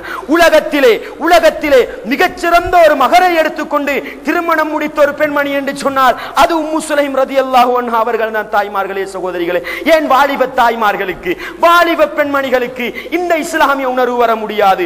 உம்மு சுலைம் ரலியல்லாஹு அன்ஹா நபிகளார் மதீனாவுக்கு வந்து விட்டார்கள் என்ற செய்தி கேள்விப்பட்டவுடனே என்ன செய்கிறார்கள் தெரியுமா? தன்னுடைய அருமை மகன் அனஸ் ரலியல்லாஹு அன்ஹு அவர்களை கைப்பிடித்துக் கொண்டு ஓடோடி வந்தார்கள். அல்லாஹ்வின் தூதரே, இதோ இருக்கிறார் என்னுடைய மகன் அனஸ், உங்களுக்கு வேலைக்காரனாக வைத்துக் கொள்ளுங்கள், உங்களுக்கு சேவகனாக வைத்துக் கொள்ளுங்கள். அனஸ் ரலியல்லாஹு அன்ஹு சொன்னார்கள், நான் நபிகளாருக்கு ஒரு நாள் 2 நாள் அல்ல 10 வருடங்கள் வேலைக்காரனாக இருந்தேன் என்று சொன்னார்கள்.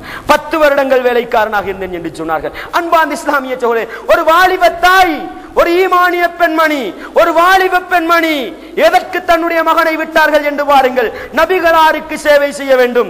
இன்றைக்கு எங்களுடைய தாய்மார்களுக்கு என்னுடைய மகன் அல்லாஹ்வுடைய மார்க்கத்துக்கு சேவை செய்ய வேண்டும் என்று ஒதுக்கி வைத்திருக்கிறோமா சகோதரர்களை? கொஞ்சம் சிந்தனை செய்து பாருங்கள். தன்னுடைய மகன் நெஞ்சை நிமிர்த்தி கொண்டு, கழுத்திலே ஒரு மாலையை போட்டுக்கொண்டு, கையிலே ஒரு வளையலை இட்டுக் கொண்டு வீட்டுக்கு வந்தால் வாலிபன் அல்லவா, தெம்பாக இருக்கிறானே என்று சந்தோஷப்படுகின்ற தாய்மார்கள் தான் இருக்கிறார்கள். அன்பார்ந்த தாய்மார்களே, சகோதரிகளே, என்னுடைய வாலிபன் அல்லாஹ்வுடைய மார்க்கத்துக்கு சேவை செய்கின்ற ஒரு மகனாக இருக்க வேண்டும். என்னுடைய பிள்ளை அல்லாஹ்வுடைய மார்க்கத்துக்கு சேவை செய்கின்ற ஒரு பிள்ளையாக இருக்க வேண்டும் என்று ஏன் எங்களுடைய இஸ்லாமிய தாய்மார்கள், வாலிப சகோதரிகள் ஏன் சிந்திக்க கூடாது என்று ஒரு கணம் சிந்தனை செய்து பாருங்கள், ஒரு கணம் சிந்தனை செய்து பாருங்கள். ஆடை கலாச்சாரத்தை எடுத்து பாருங்கள். அன்பார்ந்த இஸ்லாமிய சோழே, கேட்கின்ற பொழுது கவலையாக இருக்கிறது. முஸ்லிம் பெண்மணிகள் இப்படி செய்கிறார்களா? அபாயாக்களோடு, இஸ்லாமிய ஆடைகளோடு வாகனத்திலே ஏறுபவர்கள் அந்நிய ஆடவர்களோடு சேர்ந்து கொஞ்சி குழாவிக் கொண்டு இஸ்லாமிய ஆடைக்கு பெரிய சீரழிவை ஏற்படுத்துகின்ற ஒரு மோசமான நிலையை நாங்கள் பார்க்கிறோம் சகோதரர்களே. அபாயாக்களோடு, அந்நிய மதத்தவர்களோடு சுத்தித் திரிகின்ற மோசமான ஒரு நிகழ்வை நாங்கள் பார்க்கிறோம் சகோதரர்களே. ஏன் ஈமானிய உணர்வு வரக்கூடாதா? இஸ்லாமிய உணர்வு வரக்கூடாதா? அதே உம்மு சுலைம் ரலியல்லாஹு அன்ஹா இருந்த கவலையை பாருங்கள் சகோதரர்களே. பிரசவ வேதனையில இருக்கிறார்கள். அபூ தல்ஹா ரலியல்லாஹு அன்ஹு நபிகளாரோடு நெருக்கமான தொடர்பு வைத்திருப்பார்கள். நபிகளாரை விட்டு பிரிய மாட்டார்கள். தன்னுடைய மனைவி பிரசவ வேதனையில இருக்கிறார், நபிகளாரோடு செல்ல முடியாது. மனைவிக்கு பக்கத்திலிருந்து கொண்டு அல்லாஹ்விடத்திலே முறைப்பாடு செய்கிறார்கள். யா அல்லாஹ், உனக்கு நன்றாக தெரியும் நான் நபிகளாரை விட்டு பிரிந்திருப்பதை விரும்புவது கிடையாது என்று உனக்கு நன்றாக தெரியும் என்று அல்லாஹ்விடத்தில் முறைப்பாடு செய்கின்ற பொழுது அந்த ஈமானிய தாய், அந்த சகோதரி, அந்த வாலிப பெண்மணி கணவரை பார்த்து சொன்ன வார்த்தை என்ன தெரியுமா? கணவரே, நீங்கள் நபிகளாரோடு இருப்பதை விரும்புகிறீர்களா? நீங்கள் போய் நபிகளாரோடு இருங்கள் என்று சொல்லி தான் பிரசவ வேதனை கட்டுப்படுத்திக் கொண்டார்கள் என்று சொன்னால், அன்பார்ந்த தாய்மார்களே, சகோதரிகளே, ஏன் எங்களுக்கு இஸ்லாமிய சிந்தனை வரக்கூடாது? ஏன் எங்களுக்கு ஈமானிய உணர்வு வரக்கூடாது? நாங்களும் முஸ்லிம்கள் அல்லவா? நாங்களும் ஃபாத்திமாக்கள், நாங்களும் ஆயிஷாக்கள் அல்லவா? ஏன் எங்களுக்கு இஸ்லாமிய உணர்வு வரக்கூடாது? ஏன் ஈமானிய உணர்வு வரக்கூடாது? ஒரு கணம் சிந்தனை செய்து பாருங்கள். எனவே அன்பார்ந்த தாய்மார்களே, சகோதரர்களே, இஸ்லாமிய ஆடையை தான் உடுக்க வேண்டும். நபிகளார் சொன்னார்கள் தானே, சின்பானி மின் அஹ்லின் நார், 2 கூட்டத்தவர்கள் இருக்கிறார்கள், நரகத்துக்கு என்றே படைக்கப்பட்டவர்கள். லம் அரஹுமா, அவர்களை நான் பார்த்தது கிடையாது. அதில் ஒரு கூட்டம் யார் தாய்மார்களே, சகோதரிகளே?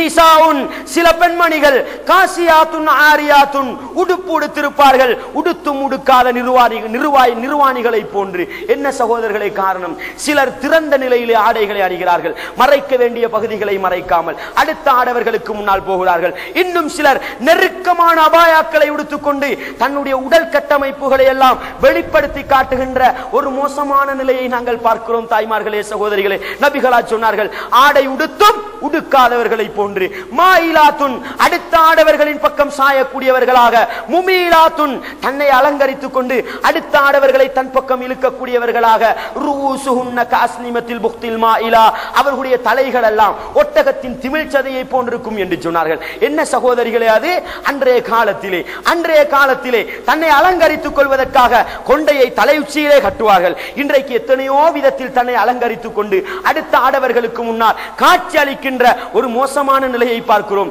நபிகளார் இப்படிப்பட்ட பெண்மணிகளுக்கு என்ன வார்த்தையை சொன்னார்கள் தெரியுமா? லா யதுகுல்னல் ஜன்னா, எங்களுடைய தாய்மார்களையும் எங்களுடைய சகோதரிகளையும் வாலிப பெண்மணிகளையும் அல்லாஹ் பாதுகாக்க வேண்டும். நபிகளார் சொன்னார்கள், அப்படிப்பட்ட பெண்மணிகள் சுவனம் நுழைய முடியாது.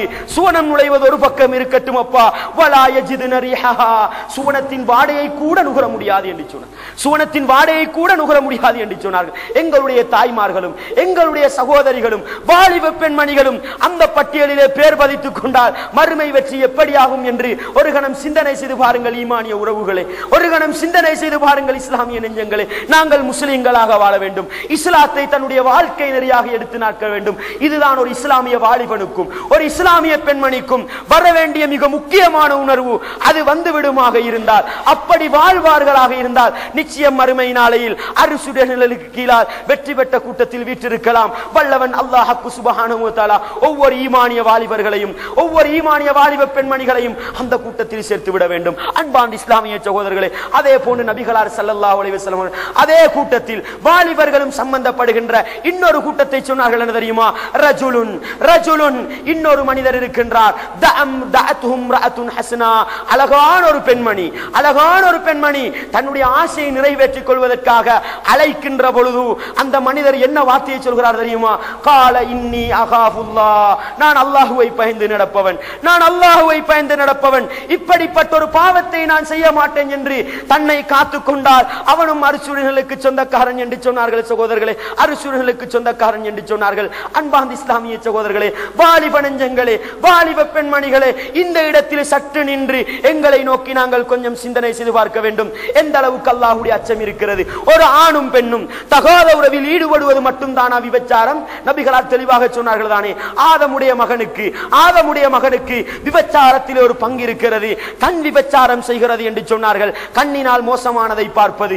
காது விபச்சாரம் செய்கிறது என்று சொன்னார்கள், காதினால் மோசமானதை கேட்பது.